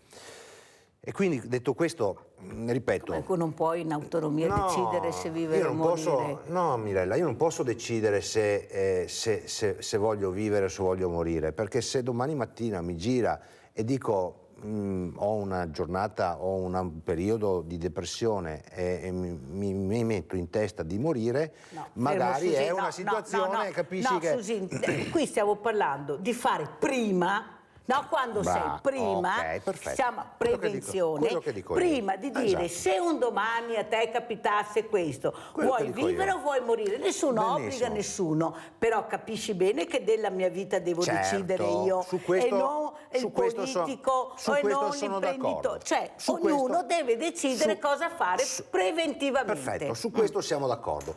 Quello che dico io appunto è anche questo, nel senso che in regione quello che è successo secondo me un incidente di percorso, perché è stato portato avanti una cosa che non è stata concordata preventivamente e i risultati sono quelli che sono successi. Sentiamo l'onorevole come commenta. Prego, onorevole Zanella. Io penso che Susin, se avesse letto la proposta di legge, sarebbe d'accordo, perché proprio istituiva delle commissioni. Una commissione per ogni ULSS che decidesse in merito, e poi ci sono anche le varie fattispecie. Non è che sia questo, come la legge sull'eutanasia a livello nazionale non c'è, quindi si tratta semplicemente di mettere in ordine quello che già esiste, perché questa possibilità di adire il suicidio assistito è già previsto dalla normazione presente, perché con la sentenza del 2019 ha dato la possibilità quindi di farlo, quindi già c'è, non è che dobbiamo inventarci, accordarci, non accordare. Si tratta di mettere tutte le persone sullo stesso piano. Vogliamo che le persone siano uguali in tutto il Veneto? Per quanto riguarda il Veneto, io dico di sì, devo dare riconoscimento al nostro Presidente che su questo, che ovviamente fa parte di un altro schieramento politico rispetto al mio, che ci ha messo la faccia, che ci ha creduto, proprio perché evidentemente dal punto di vista morale e etico si è sentito di sposare quello che, ripeto, è la volontà della maggior parte dei veneti secondo i sondaggi. E questo è molto importante perché, come ha spiegato molto bene l'onorevole, della prima volta che lo sentiamo, onorevole, che bene che ho fatto invitarla questa mattina, che l'80% dei veneti ha detto sì. Il Presidente forse sapeva anche questo, e capite bene che, visto che il furore di poi che l'80% non è poco, ed è la volontà di veneti, venga tenuta in considerazione. Allora, onorevole, ecomafie, perché il tempo corre, cosa ci racconta delle ecomafie anche nel Veneto? Non sono solo con la Lupari in Sicilia, che non ci sono più, ma sono i colletti bianchi che sono arrivati anche da noi. Prego. Beh, intanto voi sapete che abbiamo istituito ormai da qualche mese la commissione proprio che si occupa di questo ecomafie. È un dramma perché purtroppo anche nel nord, ma non soltanto da adesso, è una cosa ormai radicata sul nostro territorio, c'è l'affare ne dico una, l'affare dei rifiuti tossico-nocivi e anche non nocivi, e le mani della malavita, le mani della mafia, le mani di organizzazioni criminali su questo tipo di business. Non è solo una cosa del Veneto, io so, perché insomma è da anni che ho presente questa problematica, è in tutta Italia. Purtroppo qui siamo, come dire, in arretrato rispetto ad una capacità di repressione, ma anche di prevenzione. E questo discorso delle ecomafie credo che sia una delle urgenze che dovremmo affrontare, anche questa in termini trasversali. Vede che io non faccio mai un discorso, mai, qualche volta lo faccio, devo essere sincera, ma su questi grandi problemi dovremmo metterci tutti insieme, e gli imprenditori sono fondamentali perché loro prima di noi e più di noi conoscono le ramificazioni di questi viaggi della morte del territorio che sono appunto i rifiuti tossico-nocivi. Poi accennava prima i PFAS, quello è un altro discorso, però molto ben collegato, in quanto è anche, diciamo, colpevole il fatto di non bloccare la produzione di PFAS e non bonificare e riconoscere la presenza dei PFAS ormai purtroppo che va ben oltre la zona rossa, no, così indicata dalla regione, e il rischio che anche negli inceneritori, come tipo quello che si vuole costruire a Fusina, questi PFAS arrivino attraverso i fanghi della depurazione delle acque civili e possano poi attraverso processi chimici che non voglio descrivere anche perché faremo notte, arrivare a colpire di nuovo il territorio attraverso l'atmosfera e poi la caduta sulla... Allora poi ci ritorneremo con i PFAS perché mi sta molto a cuore questa cosa di quale parliamo. Sfortunatamente io ho avuto le mamme, i genitori, non solo mamme, ho avuto i medici per l'ambiente, onorevole, e devo dire che sono veramente molto preoccupata. Questo sito che non è ancora in sicurezza, nel silenzio totale di qualcuno che dovrebbe intervenire, e siamo veramente molto preoccupati, specialmente con i dati che hanno fatto questo test sui giovani e che non sono di sicuro rassicuranti. Ecco, non so se lei è al corrente, ma Come no, ecco, perciò penso che anche voi dovreste veramente dire qualcosa a questi medici per l'ambiente che stanno cercando anche dei fondi. Per quello io mi arrabbio quando sento i fondi per la pista da bob ci sono, e per la salute nazionale per questi ragazzi. Questi devono andare a emigrare dai privati, chiedere scusate se ci date qualcosa, è una cosa indecente, e guardi onorevole, la trovo indecente, avendo sentito i medici per l'ambiente cosa hanno detto e come spiegato. Allora Susi, imprenditore, ecomafie, cominciamo anche da là. Non è semplice nel senso che è una cosa che esiste, è sempre esistita sotto un certo punto di vista, al nord e anche al centro e al sud, ovviamente come diceva l'onorevole magari al nord un po' meno, però oggi come oggi le imprese, se si trovano di fronte a una offerta allettante, c'è dell'impresa, quindi la mafia, le organizzazioni criminali oggi fanno questo, comprano le imprese sane per lavorare nel territorio, cioè ci rendiamo conto, no? Allora per quello in premessa io dicevo bisogna tutelare le imprese perché le imprese sono quelle che dopo quelle sane, che fanno la differenza. È come per dire quando c'è stato il bonus del 110, sì. Io a Fraccaro gli avevo detto 3 sono le cose indispensabili per il 110. La prima cosa è che le aziende che lavorano al 110 siano iscritte in Camera di Commercio almeno di 5 anni, perché sono imprese del territorio. Quello che non è avvenuto. Che non è successo, che non fosse applicato nelle seconde case, dico, perché sennò uno si fa la ristrutturazione in Sardegna. Quello che è stato fatto. Ed è successo, e che ovviamente si guardi un po' anche l'ISEE delle persone. Fermo perché abbiamo Giusy, se no mi cade la linea, poi continuiamo, vai Giusy. Ecco, è caduta la linea, non importa, adesso Giusy riprendiamo, comunque, prego. Devo dire, queste sono le cose, cioè noi dobbiamo mettere in atto delle cose che siano certe e applicabili, perché sennò non si va da nessuna parte. L'ecomafia è una cosa che va combattuta, ma com'è che bisogna combatterla? Con le nostre imprese direttamente, facendo in modo che le nostre imprese siano in grado di guadagnare, di investire e di produrre redditività. Onorevole, ma quello che traspare, anche se pensano che noi non riusciamo a capire e capiamo benissimo, ma non è che in questo paese devono per forza vincere sempre le lobby? Noi abbiamo la lobby della caccia, abbiamo tutte le lobby che riescono sempre a prevalere su quella che è magari la volontà, come spiegava bene Susi, di certe imprese sane, ma che non ce la fanno, perché non sono supportate,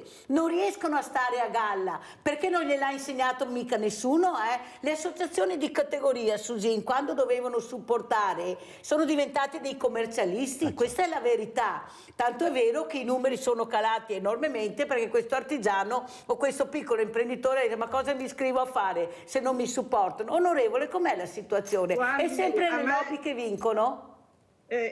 A questo proposito, come gruppo stiamo proprio elaborando e presenteremo a breve una proposta di legge sulle lobby, sulle lobby positive. Io penso che a questo punto, poiché le lobby sono molto forti, è vero, anche a causa della crisi della democrazia, i partiti spesso non sono capaci di essere veramente interpreti degli interessi diffusi, fanno fatica e allora si mettono delle lobby che sono delle organizzazioni vere e proprie. Io le ho viste anche in Parlamento agire e quindi bisogna che i piccoli imprenditori, ma come i cittadini hanno fatto, i consumatori, ci sono tante associazioni, gli ambientalisti che si sono messi in associazioni, bisogna che ci sia la consapevolezza, le faccio un esempio, della necessità anche di essere ben rappresentati e di unirsi, perché l'individualismo non paga, l'essere da solo non paga più, bisogna stare uniti e Susin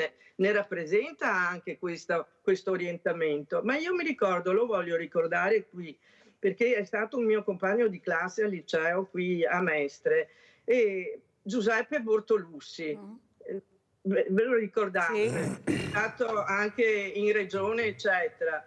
Ecco, lui ha dato un grande contributo da questo punto di vista ai piccoli imprenditori, alle piccole imprese, all'artigianato, elevando anche la qualità della proposta politica. Tanto è vero che tuttora vengono della CGA, vengono come dire, assunte le elaborazioni dell'ufficio studi, è quindi stato anche capace di far vedere, io l'ho capito parlando con lui, che se si vuole perseguire veramente la giustizia fiscale, si devono andare a colpire i grandi capitali, si devono andare a colpire gli ultra ricchi, quelli che poi hanno la sede fiscale all'estero, le multinazionali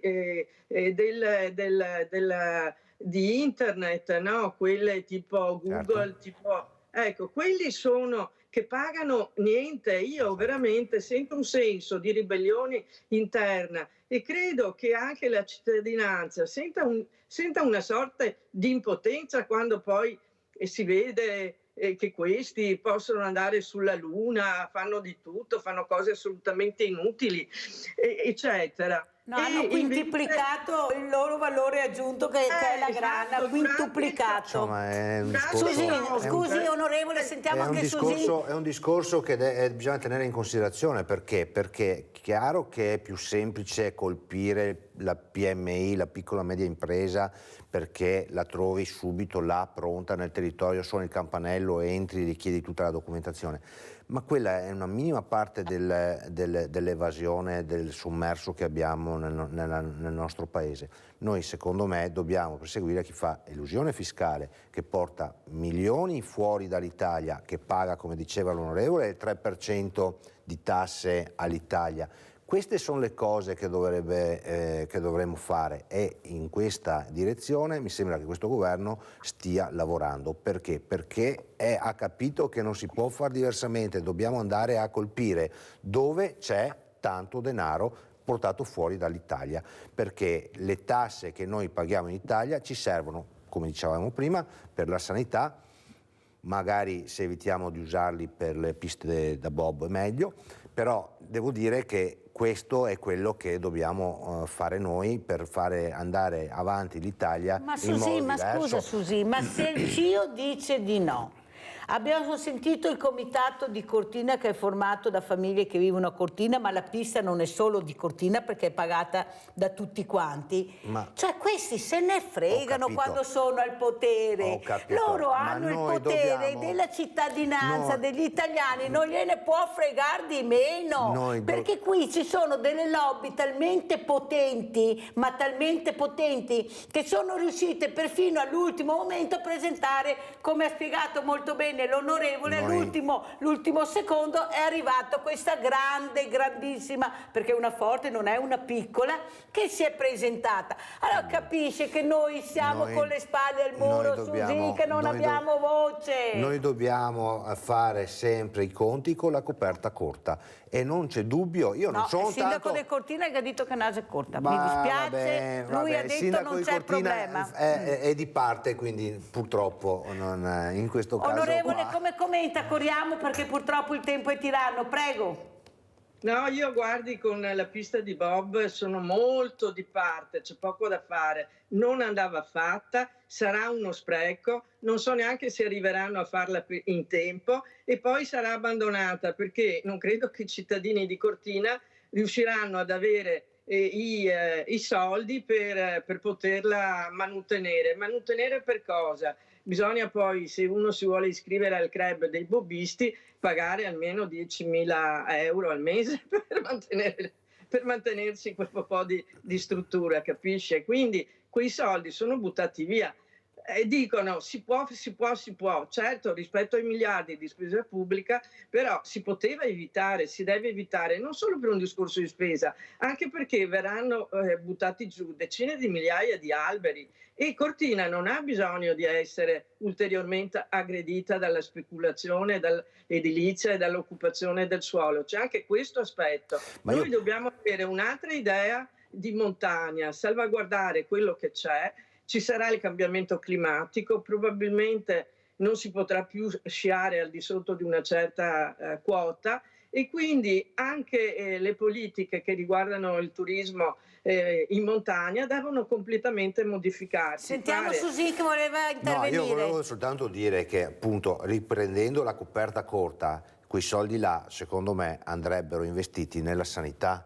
Perché quando c'è un bilancio e guardi il dare e avere, i costi e benefici, in questo caso qua abbiamo dei costi ma che benefici abbiamo dopo di ritorno? Se li investiamo nella sanità invece, che benefici è che possiamo avere? Abbiamo la possibilità di dare dei servizi ai cittadini che oggi non hanno. Secondo me quei soldi là andrebbero messi in quel settore là. Dopo, per l'amor di Dio, bisogna guardare un po' tutto quanto, però io ripeto, sono dell'idea che bisogna guardare la coperta che è corta. Onorevole, prego. No, volevo dire che tutto l'arco parlamentare, compresi i Fratelli d'Italia, abbiamo tutti insieme approvato un ordine del giorno presentato da me di non fare la pista ciclabile magari. Pista bob. La pista da lo so, ma lo so, l'abbiamo votato all'unanimità e quindi mi pare che ci sia anche una forma un po' arrogante nella decisione presa perché non eravamo d'accordo in Parlamento e allora il governo diciamo che fa quello un po' che vuole. È logico che poi Fratelli d'Italia magari sarebbe stata più, come si vede anche oggi, d'accordo con noi, però per quieto vivere, per stare d'accordo con la sua maggioranza, poi deve cedere alla prepotenza che subiamo poi tutti. Quindi è veramente una ferita per tutto il nostro territorio e non so se chissà che il CIO poi non dica. Perché io ho scritto anche una lettera al CIO, ho presentato anche una relazione alla Corte dei Conti, insomma tutto quello che io ho potuto fare ho cercato di farlo.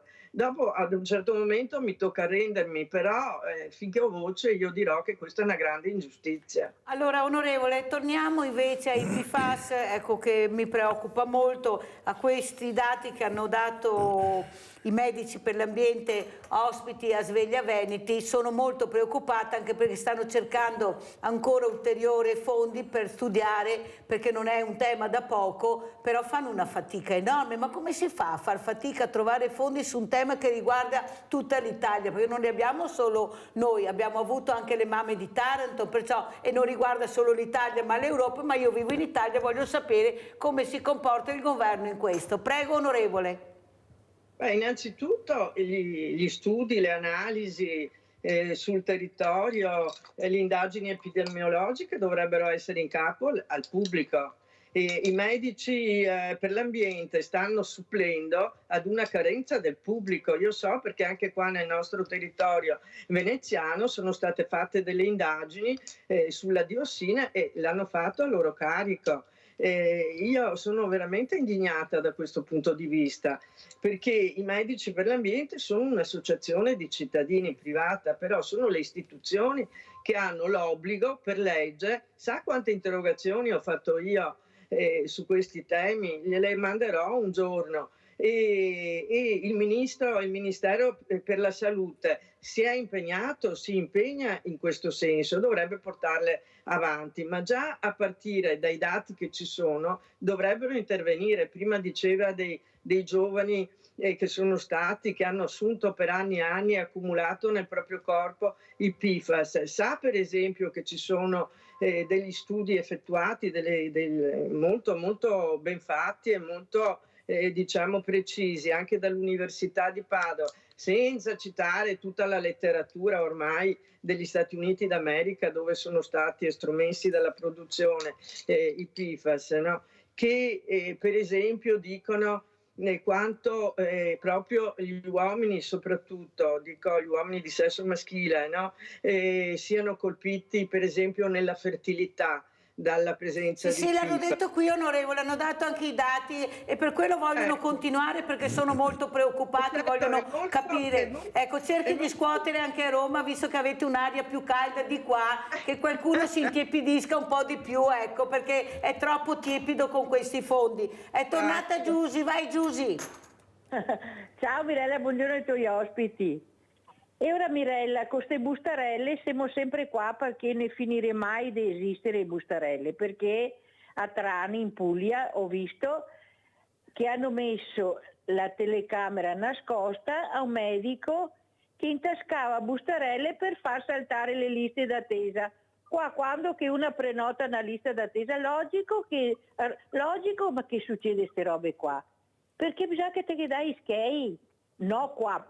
Spero di no qua in alto, qua da noi in Veneto spero di no, perché sennò sarebbe grave la situazione. Insomma, le bustarelle per avere la prima visita. Andiamo avanti così, bustarelle al medico. E c'è il video perché te lo fa vedere. Vi saluto. Grazie Giusy, allora andiamo a vedere questo servizio, andiamo proprio a Venezia, ANCI irregolarità cantieri, andiamo a sentire e a vedere.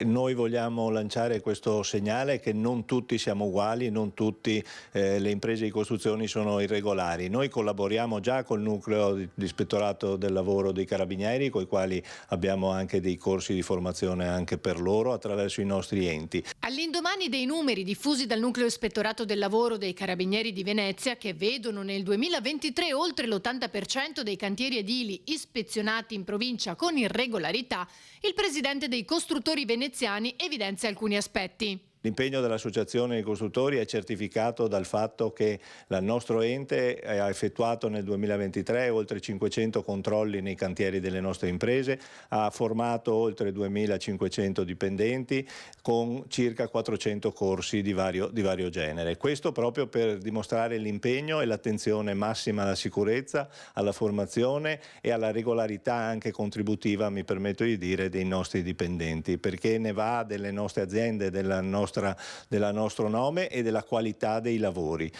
Troppo spesso, mi permetto di dire, i clienti si affidano a imprese improvvisate guardando solo il prezzo. Questo è una cosa che ha determinato sicuramente gran parte di queste irregolarità. Salmistrari poi sottolinea la necessità di conoscere queste imprese proprio perché sia fatta chiarezza. Una cosa importante, peraltro, mi permetto di dire, che sarebbe avere i nomi di queste imprese irregolari, non per una gogna mediatica che non ci vede assolutamente favorevoli, ma forse anche proprio per poterle avvicinare e spiegare il valore del nostro settore e cosa può fare l'associazione anche per queste imprese. Ma non ci fermiamo qua, andiamo a vedere anche il prossimo servizio. Finanza super bonus casa zero, 15 gennaio 2024. Andiamo a vedere?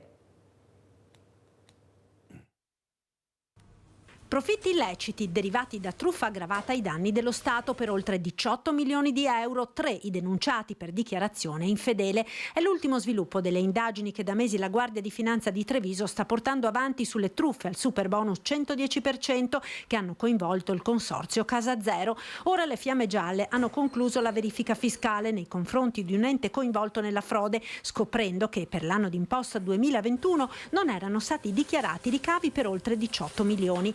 Le somme derivavano dalla monetizzazione di crediti fiscali del superbonus 110%, utilizzati per pagare ingenti parcelle di professionisti coinvolti nell'inchiesta e consulenze per individuare intermediari interessati all'acquisto dei crediti. Questa contestazione riguarda sostanzialmente la monetizzazione dei crediti fiscali che riguardavano i lavori di cui al superbonus, lavori che però non erano mai stati eseguiti. Nei mesi scorsi la Guardia di Finanza aveva già eseguito diversi sequestri penali su delega della Procura. Ora le Fiamme Gialle hanno operato sul profilo fiscale, cioè sull'arricchimento illecito che i soggetti responsabili di questa truffa hanno avuto e per il quale non è stato possibile operare il relativo sequestro. Quindi abbiamo agito secondo una norma del 93, con una norma, se vogliamo, di chiusura dell'ordinamento che consente, laddove non si riesce appunto ad eseguire il sequestro dei proventi illeciti, a tassarlo in maniera tale da evitare arricchimenti illeciti. Commenta da imprenditore. Allora, intanto mi aggancio al presidente Lanci che io ho fatto un lavoro in Svizzera, il cliente mi ha detto Susin, guarda, quando arrivi devi dichiarare a che ora arrivi in cantiere perché verranno a fare i controlli. Vabbè, ho detto non c'è problema. Ho dichiarato che arrivavo alle 9 in cantiere, alle 9:10 avevo l'ispettore col computer che ha praticamente catalogato tutti i collaboratori. Vabbè, il giorno dopo stavamo lavorando, alle 9:30 è arrivato lo stesso ispettore col suo computer e ha scritto ancora, interrogato uno a uno i dipendenti. Questo è successo, la faccio breve, per 2 o 3 giorni. Dopo il 4º giorno gli ho detto scusa, siamo italiani, ma ce l'hai con noi? Qual è il problema? Che ogni giorno sei qua? No, ha detto tranquillo, qui funziona così. Ho detto scusa, fammi capire, ogni giorno tu passi a verificare tutto quanto. Sì, ha detto, ma scusa, quanti siete? Ma siamo tanti, io controllo 14 cantieri. Ecco, questo secondo me manca in Italia, mancano le verifiche in cantiere. Quello che mi aggancio invece è sul 110%, forse in parte l'ho detto prima, però il problema è proprio il 110, nel senso che a Fraccaro io gli avevo detto 110 è troppo, perché io mi ero affacciato al 110, ho abbandonato immediatamente perché la frase tipica dell'utente finale era fai come vuoi, basta che non costa niente, e qua cade il palco. Invece se l'utente, come succede per le caldaie, che è il mio settore, recupera il 65% o anche il 50% lo mette, ci sono 3 fattori importanti. Il primo che mi controlla il preventivo, il secondo che mi controlla il lavoro e il terzo che alla fine di tutto quanto chi controlla tutto quanto il cantiere è proprio l'utente. Lo Stato non serve neanche che metta becco. Sì, è vero, anche se sono un po' scettica sulla Svizzera, visto che è un paradiso fiscale e perciò sarebbe molto da discutere anche su questo. Vabbè, Onorevole, come ci saluta e come vuole commentare quello che ha detto Susi, i servizi che abbiamo visto? Prego. Allora, visto che siamo in chiusura, dico, la cattiva notizia è che esiste questa realtà che conosciamo e che purtroppo incide molto anche sulle finanze pubbliche. La buona notizia è che c'è sempre più controllo e sempre più consapevolezza e anche capacità da parte delle forze dell'ordine e anche delle categorie, direi, categorie sia dei lavoratori sia datoriali. Per cui quello che diceva il presidente, adesso non ricordo il nome, dell'ANCE, mi sembrava molto importante, perché le imprese devono unirsi e rappresentarsi bene, anche formare le stesse imprese, formarsi e soprattutto essere le sentinelle delle buone pratiche sul territorio e indicando subito i segni di quello che invece non va, perché negli ultimi 5 anni, come indicava appunto la Lega Ambiente nel suo rapporto sulle ecomafie, sono stati compiuti e quindi perseguiti più di 5.000 reati nell'ambito degli ecoreati, insomma. Allora l'ultima domanda, poi la lascio e vi saluto e vi ringrazio per essere stata ospiti a Sveglia Veneti. Ma che aria tira col terzo mandato, che per qualcuno sarà il quarto del suo osservatorio, onorevole Zanella? Grande incertezza, cioè come spesso succede nella politica italiana, non è che si ragioni diciamo per ogni evenienza in astratto, perché una norma non dovrebbe essere funzionale alla persona o alla situazione, ma dovrebbe funzionare per un certo periodo, non dico in eterno, ma per un certo periodo. A me sembra che sia molto funzionale alle decisioni delle singole situazioni, tipo, non so, faccio un esempio, Zaia vorrebbe essere riproposto in Veneto, eccetera. Bene, allora spinge per quel tipo di norma, ma non c'è un senso. Il senso, secondo me, del terzo mandato va bene per i piccoli comuni. Questo lo dico io, penso io così. Per i piccoli comuni dove è spesso difficile cercare che uno si sacrifichi e rischi anche di essere perseguito per gli errori che possono sempre incontrare chi amministra. Comunque non c'è ancora niente di sicuro, quello che sentiamo, c'è incertezza. No, di sicuro che il terzo mandato sotto i 15.000 abitanti ci sarà. Poi per quanto riguarda i cosiddetti governatori e i sindaci, mi sembra che ci siano delle divergenze che ancora non si sono appianate. Grazie, ringraziamo l'onorevole Luana Zanella, presidente gruppo Alleanza Verdi Sinistra, Camera dei Deputati, che stamattina è andata d'accordo col nostro Susi, che è di Fratelli d'Italia. Non so, ieri avevo Paolin, Lega, con il sindaco non riesco più, col sindaco di Asolo Migliorini, che centro-sinistra in pieno, andavano d'accordo. Sarà l'aria di Sveglia Veneti, onorevole, non so cosa dirle, qui vanno d'accordo tutti. Perché inviti ospiti intelligenti, nel senso che nel caso di nostro abbiamo trovato il punto incontro, perché abbiamo parlato di interesse comune, di quello che il Veneto o i cittadini a livello nazionale intendono e vogliono. Ma voi capite che a casa sono dei bei messaggi, che veramente si vede che si va d'accordo per il paese, per portare avanti il paese, per la qualità della vita. Ma io spero che la stessa cosa succeda a Roma in Parlamento. Perché questo? Perché quando oggi il governo presenta delle cose, noi quando eravamo all'opposizione, se erano cose interessanti e sensate che servivano per il nostro paese, noi votavamo a favore. Cioè non andavamo a prescindere a dire di no. Valutavamo nel merito come erano le cose e votavamo di conseguenza. Spero che succeda anche per il nostro onorevole. Sono proprio contenta, perché Sveglia Veneti fa bene al cuore, all'anima, alla mente. È una trasmissione che rilassa anche quelli che sono di solito contrari. Grazie all'onorevole Luana Zanella, grazie tantissimo a Luigi Susi. Ci risentiremo, grazie, pubblicità. Arrivederci.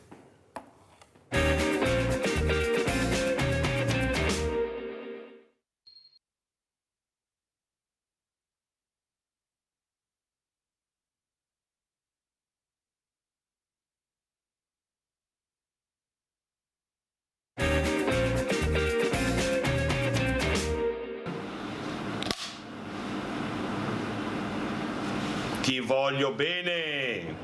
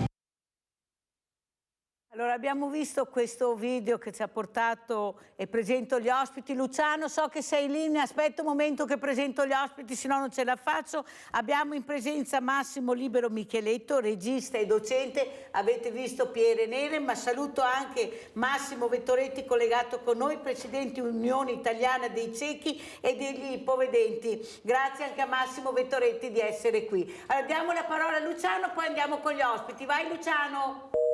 Ecco, è caduta un'altra volta la linea, più di così io non so cosa fare. Allora, cosa abbiamo visto, Micheletto? E l'importanza soprattutto di conoscere, di parlare ai giovani, di renderli protagonisti. Prego. Allora, intanto vi ringrazio e la ringrazio ancora per avermi aspettato per l'ennesima volta, sempre un piacere. Allora, ho presentato un trailer di un docufilm che sto realizzando in questo periodo. È un docufilm che vede come protagonista un gruppo di persone, sono circa una ventina, che sono dei musicisti, no? Dei suonatori, diciamo così, più che musicisti perché non sono professionisti, c'è anche un corpo di ballo, sono una ventina circa. E che sono un piccolo, diciamo così, fenomeno locale, diciamo così. Perché, pur non essendo professionisti, pur non essendo dei musicisti eccelsi, riescono con la loro semplicità, con la loro dose di leggerezza, no? E in questo periodo gravoso e gravato, ecco, diciamo così, la leggerezza è un requisito fondamentale, anzi forse una via che dobbiamo percorrere tutti quanti. Per farla breve, io li sto seguendo nella preparazione loro, nelle loro prove, anche ponendo l'occhio della telecamera nella loro parte più intima, che inesorabilmente, inevitabilmente esce fuori. Quindi queste persone così semplici, apparentemente, nascondono, si stanno rivelando anche con una... stanno rivelando anche la loro profondità, la loro complessità interiore. Questa è una cosa meravigliosa, no? L'apparenza non è, come dire, la superficie dove dobbiamo esclusivamente guardare, c'è un dietro, no? È un velario dietro cui ci sono altri velari, altri scenari, no? Che ci si prospettano davanti e aprono visioni nuove, inaspettate. Ritengo che la loro dose di leggerezza e anche di simpatia, no? Questa voglia di divertirsi e di divertire sia un valore fondamentale, soprattutto in questo periodo, lo è sempre stato, ma vedo molta tristezza, ecco. Sentiamo anche cosa dice Massimo Vettoretti, presidente Unione Italiana Ciechi, ma soprattutto questa leggerezza che vi distingue nell'apprezzare anche per voi in percorsi difficili il bello della vita. Prego, Presidente. Noi, prima che essere ciechi o ipovedenti, siamo ovviamente delle persone e come persone viviamo nel tempo in cui vivono tutti, con le conseguenze che tutto ciò comporta. Va da sé che questo, come diceva giustamente l'amico regista, è un periodo complesso, difficile, travagliato per tutti, per 1001 ragioni che in questa trasmissione spesso sono riassunte, esposte e illustrate. Non vale la pena certo che mi metta io qui a fare l'elenco delle tragedie e delle disgrazie che ci colpiscono. A queste noi naturalmente sommiamo quelle che sono relative alla nostra condizione di persone con una disabilità anche importante. Ciò nonostante, penso come tutti, facciamo del nostro meglio per vivere con la massima positività possibile questo momento complesso e difficile che ci coinvolge tutti. Presidente, cos'è che la preoccupa di più e quella invece che le ha dato più soddisfazione? Allora, più soddisfazione nel 2023 e quello che la preoccupa di più inizio 2024. Prego. Allora, la cosa che mi ha dato maggiore soddisfazione è il fatto di essere riuscito a realizzare alcuni progetti che per noi erano importanti, come per esempio, ne dico alcune giusto per far capire di che cosa ci occupiamo.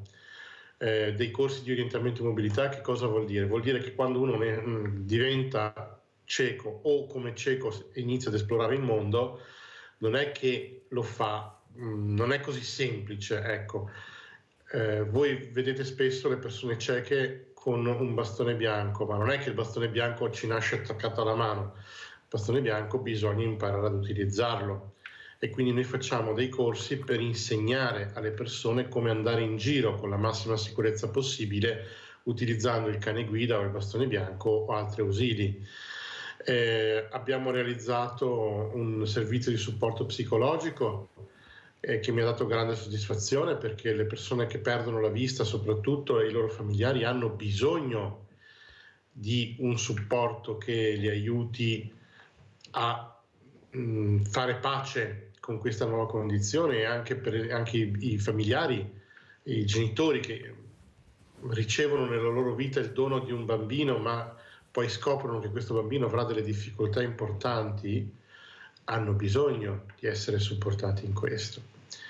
Per quanto riguarda il 2024, le mie preoccupazioni sono sempre le solite che ci sono ogni anno, e so che può sembrare gretto, però la riduzione dei fondi per tutto il comparto sociale per noi è una spada di Damocle che ci pesa sulla testa continuamente. Noi viviamo continuamente sperando che dallo Stato fin giù ai comuni gli amministratori si ricordino non di noi come associazione, per carità di Dio, ma delle persone che noi tuteliamo e rappresentiamo, perché se si tolgono soldi al sociale, le persone più deboli sono le prime a rimetterci, le prime a pagare dazio. E io ascoltavo prima il discorso dell'onorevole, se non mi ricordo più il nome, di Fratelli d'Italia.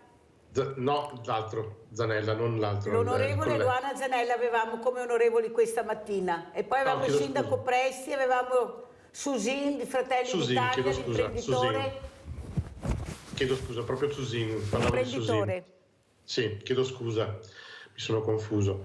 Che la coperta è corta, per carità, la coperta sarà anche corta, ma se evitiamo di coprire zone che forse non ne avrebbero poi tanto bisogno, sarebbe forse meglio. Io posso soltanto rivolgere un appello a tutti gli amministratori e a tutti i cittadini perché facciano pressione sulle istituzioni affinché si ricordino di chi... Noi le facciamo tutte le mattine, lei lo sa Vettoretti, che io lo faccio certo. Tutte le mattine cercando di far capire che lo Stato e gli amministratori dovrebbero essere come il buon padre di famiglia, tagliare i rami secchi e cercare di investire di più, ecco, di supportare di più e di curare di più quelli buoni e quelli sani. Allora, quello che abbiamo sentito Massimo Libero Micheletto, lei regista ma anche insegnante, docente a questi bambini, a questi ragazzi, stiamo parlando di fragilità, stiamo parlando di percorsi molto delicati, e la scuola è importante, si dovrebbe già intervenire nell'asilo, e invece qua siamo ancora in alto mare, mi sembra. Prego. Sì. Appare evidente che il disagio emerge anche da situazioni che si possono verificare anche negli istituti, nelle scuole. Gli episodi di bullismo sono all'ordine del giorno. Lei insegna dove? Io insegno a Udine, insegno a ragazzi molto più grandi, però all'università. Dove questa dimensione, no, queste dinamiche sociali sono ormai spente. Ma nelle scuole primarie, nelle scuole medie, chiamiamole, queste situazioni di disagio, questa difficoltà nella gestione dei rapporti interpersonali tra i ragazzi, tra i bambini, emerge in tutta la fragilità, nel senso che, ripeto, esistono episodi di bullismo, non c'è un rapporto equilibrato, il fragile diventa il bersaglio, il bambino fragile diventa il bersaglio, e quindi questa cosa non so se con la mancanza di modelli di riferimento che dovrebbero avere i ragazzi, i bambini, i ragazzi soprattutto adesso, si riesca a venirne fuori, finché mancano i modelli di riferimento alti e colti, questa cosa qui i comportamenti dei ragazzi è chiaro che prendono questa piega molto molto bassa. ha detto, se mi permette una cosa, ha usato delle parole molto belle Massimo Vettoretti, l'amico lo chiamo anch'io così, lui mi ha chiamato così, quindi molto volentieri, è bella questa parola. Allora, ha usato esplorare il mondo, quindi noi facciamo una cosa simile, anche se avviene su due territori diversi. Io cerco di capire come funzionano le cose dal punto di vista anche antropologico, perché il cinema ha questa valenza, attraverso la visione. Voi lo fate attraverso gli altri sensi, che avete molto più amplificati di me. E questa cosa qui è molto interessante. Quindi usiamo entrambi degli strumenti. Io uso un occhio amplificato, lei parlava di questo bastone bianco che ha una valenza simbolica notevole. E sono comunque strumenti, bisogna imparare a usare gli strumenti, bisogna imparare, ecco, prima di cominciare. Allora, Presidente Vettoretti, ecco, queste fragilità che sono, come spiegava molto bene Vettoretti, le prime a essere colpite, perché se non arrivano fondi, come sopravvivono queste realtà che stanno cercando di dare dei segnali positivi alla comunità? Perché vivere bene la situazione nella quale ti trovi, magari la cecità, in famiglia, serenamente, vorrei capire chi dice di no, però vanno a colpire sempre là. Come mai, Vettoretti, ecco, queste fragilità non sono supportate? Eppure se non ci fossero questi aiuti, come state facendo voi, il mondo del volontariato, la politica sarebbe zoppa e cieca ancora di più. Prego. Queste fragilità vengono colpite perché siamo in democrazia. So che detta così può sembrare un paradosso, ma la democrazia è sostanzialmente il governo della maggioranza. E com'è che si ottiene il governo in una democrazia? Soddisfacendo le esigenze o promettendo cose che interessano alla maggioranza. Di fatto, le persone come noi che hanno disabilità più o meno gravi sono, per fortuna, mi permetto di aggiungere, sono una minoranza all'interno della società. Noi non portiamo chissà quanti voti, noi non siamo così tanto visibili. Paradossalmente, se si minaccia di colpire che ne so, una categoria che spesso esce alla ribalta per queste tematiche, non me ne vogliano gli amici tassisti, ma si minaccia di colpire i tassisti che fanno? Ti bloccano le città. Allora loro sono pochi, però hanno un'enorme visibilità e quando decidono di protestare contro qualcosa, contro qualche provvedimento che li colpisce, hanno un enorme impatto sulla vita di tutti. Le persone con disabilità sono abbastanza invisibili. Lo diceva un caro giornalista che si chiamava Bonprezzi, anche lui disabile, che ha lavorato anche come giornalista a Padova.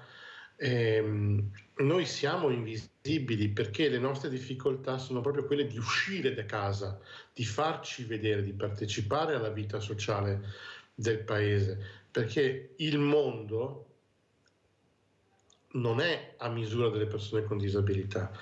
Basta uno scalino più alto di 3 centimetri a fermare una persona in carrozzina. Basta un autobus che non annuncia le fermate, e qui un appello alla MOM, vero? Per rendere più difficile a una persona che non vede muoversi. Basta un semaforo che senza segnalazione acustica per rendere a una persona che non vede rischioso il banale gesto di attraversare la strada. Per cui ecco, finché il mondo esterno sarà poco amichevole, anzi no, ostile alle persone con disabilità, noi avremo difficoltà a farci vedere, e finché avremo difficoltà a farci vedere avremo anche difficoltà a farci ascoltare. Finché avremo difficoltà a farci ascoltare saremo i primi ad essere colpiti, perché tutto sommato se ne accorgono in pochi. Allora, visto che abbiamo anche un regista questa mattina, andiamo a vedere cosa è successo purtroppo per quanto riguarda queste fragilità al Cinema Edera a Treviso e questa denuncia che ha fatto anche il presidente Vettoretti, anche se devo dire la verità che non sono riuscita a capire bene se era stato questo dipendente o se i titolari, che io ho avuto anche ospiti molte volte, la famiglia Fantoni, mi sembrava molto umana, molto vicina alle fragilità. Vorrei capire dopo cosa è successo. Allora andiamo a vedere il servizio e poi lo commentiamo. Luana ha chiamato i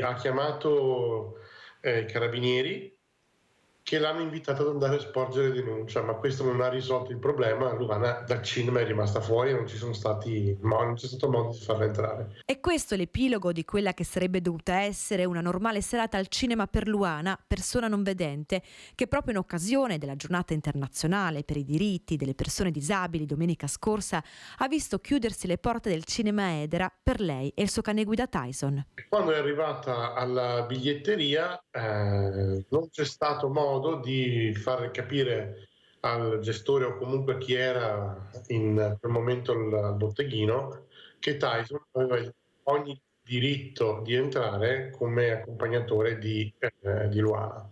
Il signore ha detto che tutto sommato Luana non era obbligata ad andare al cinema, poteva anche fare altro. Immediate le scuse arrivate per l'accaduto dalla direttrice del Cinema Edera, Giuliana Fantoni. Sono enormemente dispiaciuta per l'increscioso episodio accaduto in mia assenza. Il Cinema Edera ha una programmazione estremamente attenta all'inclusione, sensibile alla disabilità ed attrezzato per garantire l'accesso ai portatori di handicap. Chiedo scusa a nome mio, della mia famiglia e del Cinema Edera alla signora Luana, al suo compagno e alle Unioni Cechi. Faremo in modo che quanto accaduto non si ripeta mai più e vorrei invitarli a tornare al cinema in qualunque momento lo desiderino, ma le scuse sembrano non bastare. Il piacere non vale l'umiliazione che la persona ha subito. Ci sono due leggi che sono state violate. È stata violata quella sul libero accesso del cieco accompagnato da cane guida ed è stata violata quella sulla discriminazione ai danni delle persone con disabilità. Valuterà senz'altro la mia socia se e in quali modi procedere, ma siamo stanchi di ricevere scuse a fatti avvenuti. Questi fatti non possono e non devono avvenire. A 50 anni dalla promulgazione di una legge l'ignoranza non è più scusabile. Allora Micheletto, lei non conosceva questo episodio che è successo purtroppo a Treviso, poi sentiremo come è andata a finire, se è andata a finire. Ecco, come giudica Micheletto? Lo giudico come lo giudicherebbe qualsiasi persona con un po' di buon senso. Quando le regole, così, che magari sono state scritte da qualche parte, no, impediscono a una persona con disabilità di poter fare una cosa normalissima e assolutamente praticabile, come quella di entrare in un cinema magari accompagnato dal cane guida,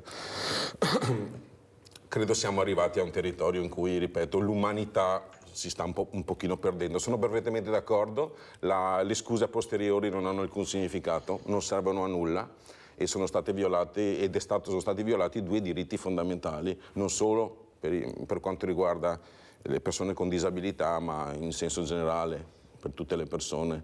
Cioè, anche perché uno pensa di andare al cinema a vedere un film, cioè cultura, è una cosa importantissima. Vede, diciamo prima appunto, sociale e cultura sono cose che dovrebbero andare di pari passo. Ha detto un'altra cosa interessantissima Vettoretti, ha parlato del significato della trasformazione del concetto di democrazia.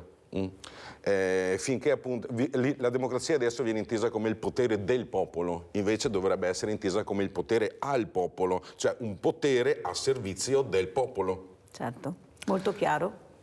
Sentiamo, e c'è sempre una confusione lessicale.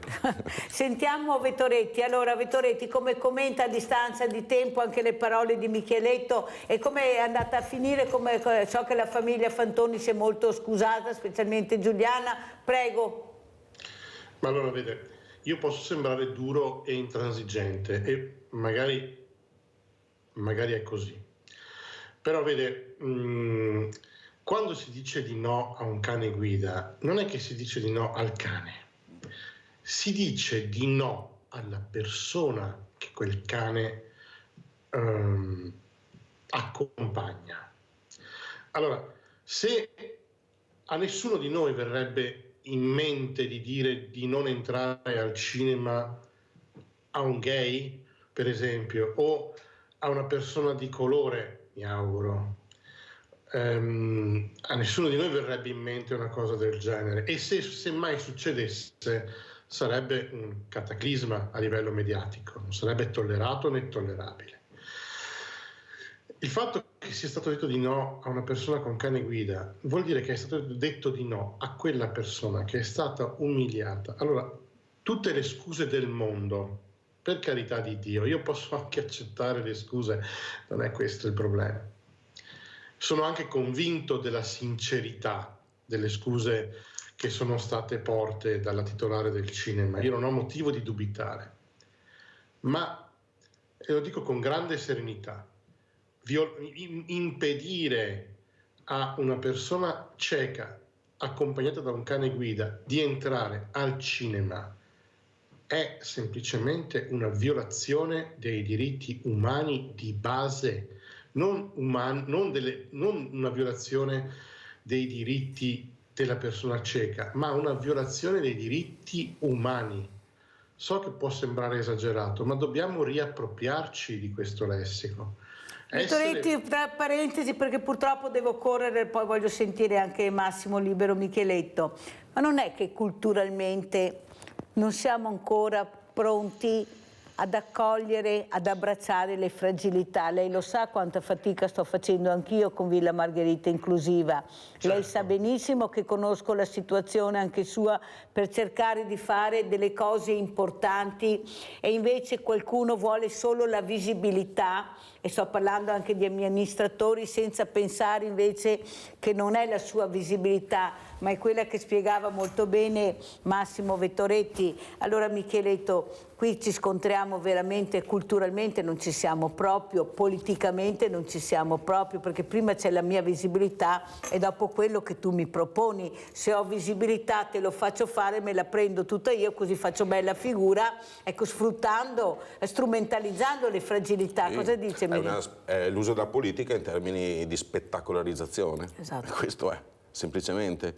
La politica ultimamente ha perso, i partiti hanno perso la loro identità perché non esiste un sostrato culturale di fatto che alimenta la logica di un partito, no? Come dire, ne determina la qualità, diciamo così, no?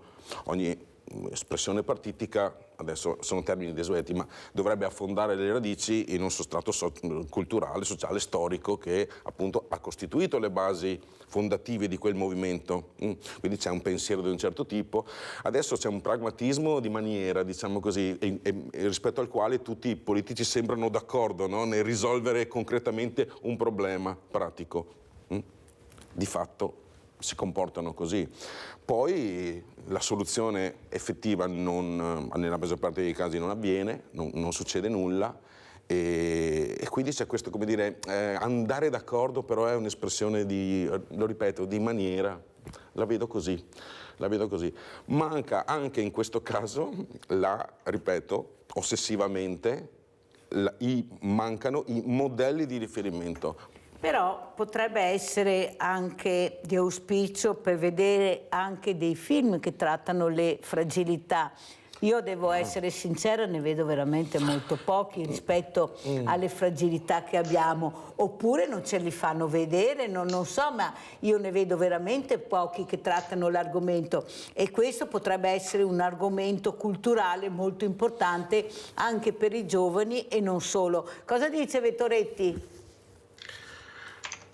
Io penso che abbiamo bisogno, che abbiamo assolutamente bisogno di mostrare la disabilità, la fragilità per come questa è, non per come vorremmo fosse, ma per come questa è, con le sue potenzialità e con le sue debolezze. A me viene in mente quel famoso sceneggiato televisivo che è andato in Rai, Blanca, probabilmente ne avete sentito parlare, che ha come protagonista una detective non vedente. Quella io la chiamo la detective, la non vedente bionica, perché io non ho mai conosciuto un non vedente, e ne conosco centinaia se non migliaia, che riesca a fare anche soltanto la metà di quello che fa questa protagonista. Ora, è vero che è una fiction, come si dice adesso, è vero che ci richiede di sospendere l'incredulità, tutto quello che volete, però credo che abbiamo davvero bisogno di vedere rappresentata in TV, al cinema, ovunque, la disabilità con i suoi limiti e le sue potenzialità, senza tracciare ritratti che non appartengono a nessuno se non alla fantasia di chi li immagina e alla speranza di chi li guarda. Qui c'è un regista questa mattina, questo è un appello quasi che fa il nostro Massimo Vettoretti. Micheletto. Guardi, rispondo prima alla questione a Mirella, alla questione che lei ha citato poco fa, cioè il fatto che non si possono vedere molti film che trattano l'argomento della disabilità, delle fragilità, ecco, diciamo così, il termine più corretto, oppure se ciò avviene sempre in termini così spettacolari, quindi alla fine è una donna bionica, la nostra Bianca protagonista dello sceneggiato, e quindi è poco incline, non è la realtà. Poco vicina alla realtà. È chiaro che il cinema e la narrazione in generale la realtà la deve anche amplificare, non distorcere, ovviamente. Poi la seconda domanda non me la ricordo più, la questione era... L'appello che ha fatto... è un argomento interessantissimo e sì, l'altra cosa che si collega a questa è: non è vero che non esiste un tipo di cinema che affronta questi problemi.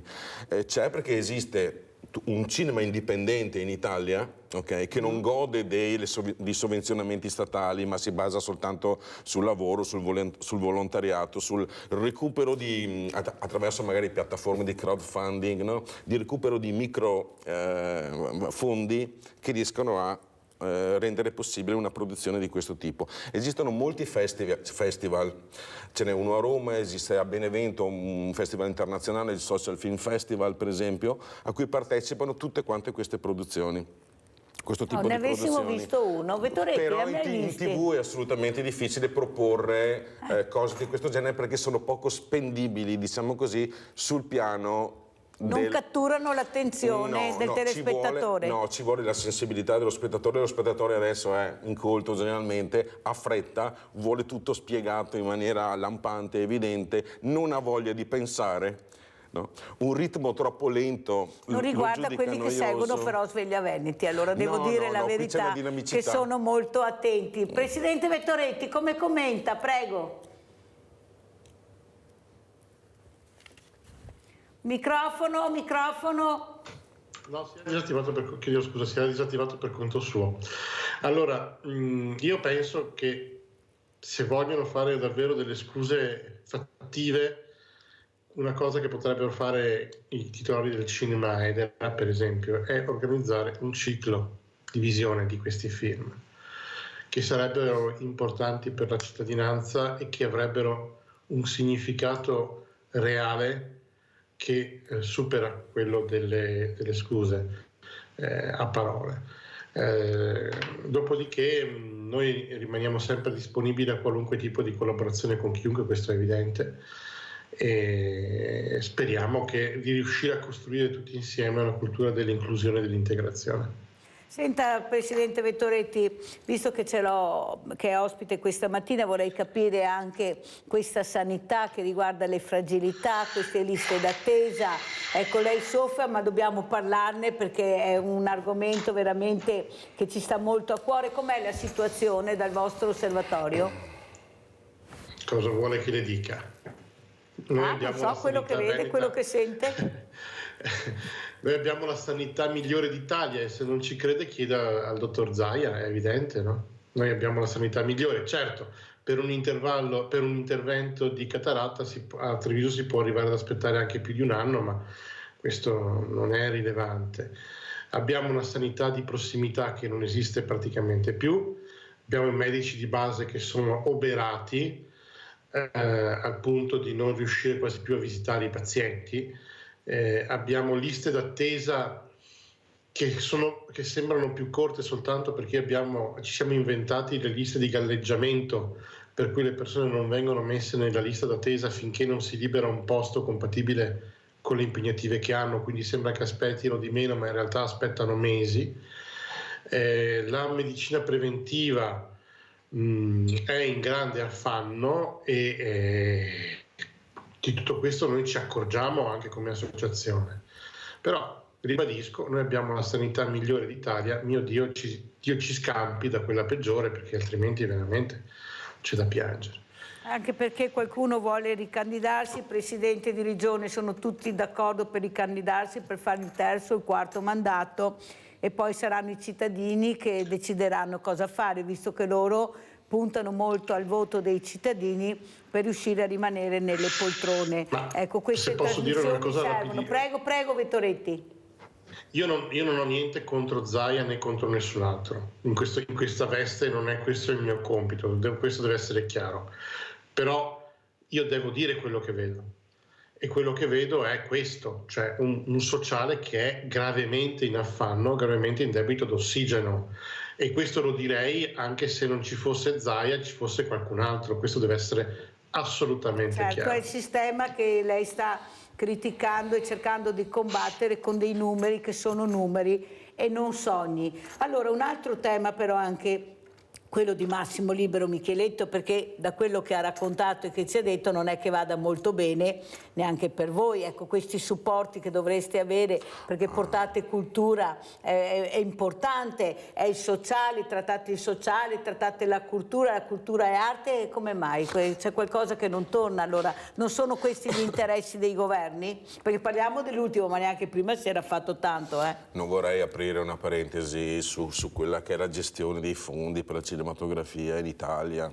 In questo momento non la vorrei. Ma com'è? Correrei il rischio. È una cosa molto complessa. È una cosa molto complessa e per poter accedere magari a questi fondi bisogna essere anche strutturati in un certo modo. Poi spesso la natura di queste elargizioni sotto forma di prestiti o di finanziamenti a fondo perduto, si parla di cifre enormi in certi casi. La produzione di un film costa milioni di euro. Milioni di euro. Cioè, poi dipende, certo. Questi finanziamenti possono essere anche parzializzati chiaramente. Però lei cosa chiederebbe ad esempio se fosse adesso, se avesse la Premier Meloni, visto che c'è anche una figura femminile, cos'è che le interesserebbe farle sapere? No, guardi, più che parlare con la Premier Meloni, che giustamente sarà impegnata in ben altre cose. Ma cosa le interesserebbe di dire? No, io vorrei semplicemente parlare con una persona che capisse il valore di determinate cose. Questa sarebbe la cosa più importante, altrimenti è un muro. Il valore del lavoro che lei sta facendo. Assolutamente sì, ma a prescindere, che capisse cosa significa sociale nel vero senso del termine, che capisse, che avesse un'idea di cosa significa fare cultura. Questo è, solo questo.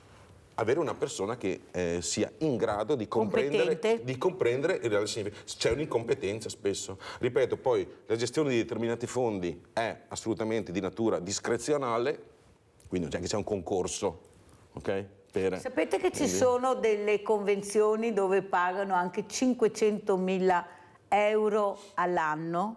Si intascano 500.000 euro l'anno. Io vorrei capire come vengono spesi questi 500.000 euro l'anno e dov'è la trasparenza. Vettoretti cosa dice? Prego, come ci saluta? Io vi saluto dicendo che molto spesso mi capita di vedere assegnazioni di fondi, soprattutto quando c'è la finanziaria anche a livello regionale, di cui francamente risulta difficile comprendere la natura. Il saluto che io faccio è un augurio, ed è l'augurio che possiamo ritrovarci tutti fra un anno in un paese che, pur avendo comunque la coperta corta, riesce ad utilizzarla per coprire chi davvero ha più freddo. Io questo è l'unico augurio che mi sento di poter fare. Grazie veramente a Massimo Vettoretti di questo appello che sta cercando di far capire l'importanza di non essere invisibili, ma far capire che qui si sta lavorando per un bene comune, perché ricordiamo che anche questa fragilità, se posta nella maniera corretta e supportata, può essere veramente delle volte un'auto in più. Prego Micheletto. Chiede un augurio anche a me? Certo. Ma il mio augurio potrebbe essere questo, visto che mi occupo di cinema e di messa in scena. Se la coperta è troppo corta, prenderei 2 attori e 2 persone che si abbracciano e rendono sufficiente questa coperta. Farei questa scena qui. Questo è il mio augurio, è un'immagine, forse fin troppo banale, ma è la cosa che mi viene in mente. La fragilità, come la sente lei, Micheletto? Ecco, queste persone fragili che nonostante tutto, abbiamo sentito prima come si è rivolto Vettoretti a lei, amico. Ecco, il sorriso, l'amico, ecco, queste fragilità che ti danno la gioia di vivere. Allora, guardi, la fragilità è come la fragilità del cristallo. Non è una debolezza, è una raffinatezza. Il problema delle persone fragili è la solitudine, non è la fragilità in sé. La fragilità può essere un punto di forza enorme, è una delle cose più belle che appartengono all'essere umano. Se c'è la possibilità, no? Se può diventare veicolo, se c'è un veicolo di espressione, questa fragilità diventa un territorio di bellezza. Sei esposto al mondo? Assolutamente sì, è la solitudine il problema. Grande che abbiamo, purtroppo. Allora io ringrazio tantissimo Massimo Libero Micheletto, regista e docente, di essere stato con noi. Tante grazie a Massimo Vettoretti, presidente dell'Unione Italiana Ciechi e degli Ipovedenti. Grazie veramente Massimo di essere rimasto qui con noi, ma soprattutto la forza che hai e la pacatezza con le quali spieghi, ecco, la realtà delle fragilità. Forse dovresti essere invitato a molti tavoli dove abbiamo degli incompetenti, dei politicanti che pensano solo alla loro visibilità e non a quella che sta raccontando benissimo Massimo Vettoretti. Grazie, grazie. A questo punto, come tutti i sabati, arriverà la posta di Mirella, che è la poesia di Mirella, ma le tante lettere di auguri che non riesco ancora a finire di leggere, questa mattina le leggerò. Grazie, grazie, la poesia di Mirella.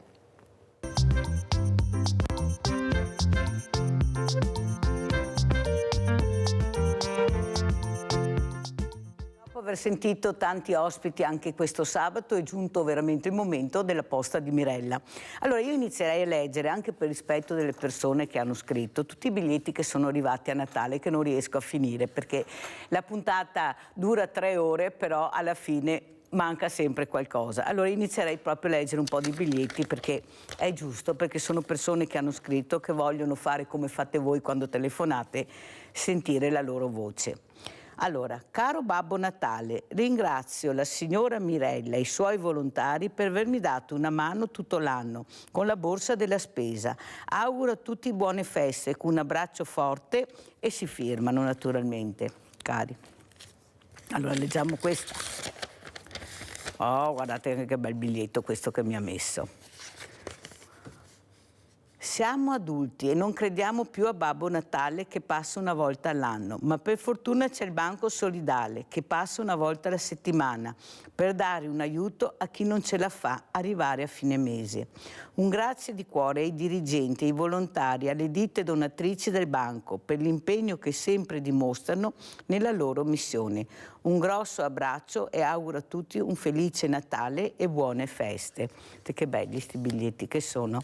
Oh, ne trovassi uno che dice che non va qualcosa. Guardate che non sono obbligati a scrivere, anche perché possono essere anche anonimi.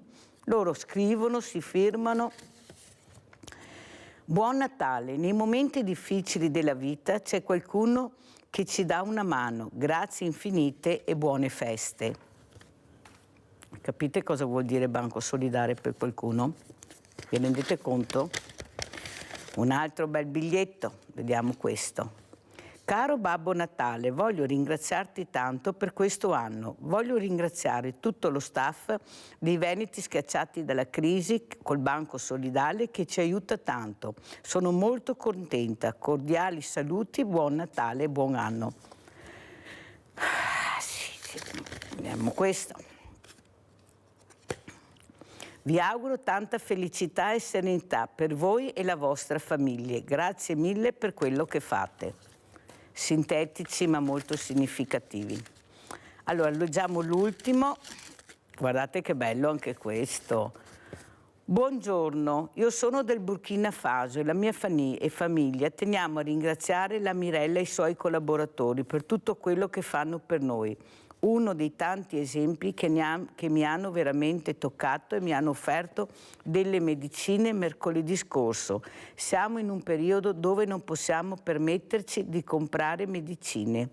Tutti i bambini raffreddati, non abbiamo riscaldamento, siamo in difficoltà per cambiare la caldaia. Questo gesto ha salvato i miei bambini. Sono molto felice di venire tutti i mercoledì lì al banco alimentare, perché so di avere il cibo necessario per la mia famiglia.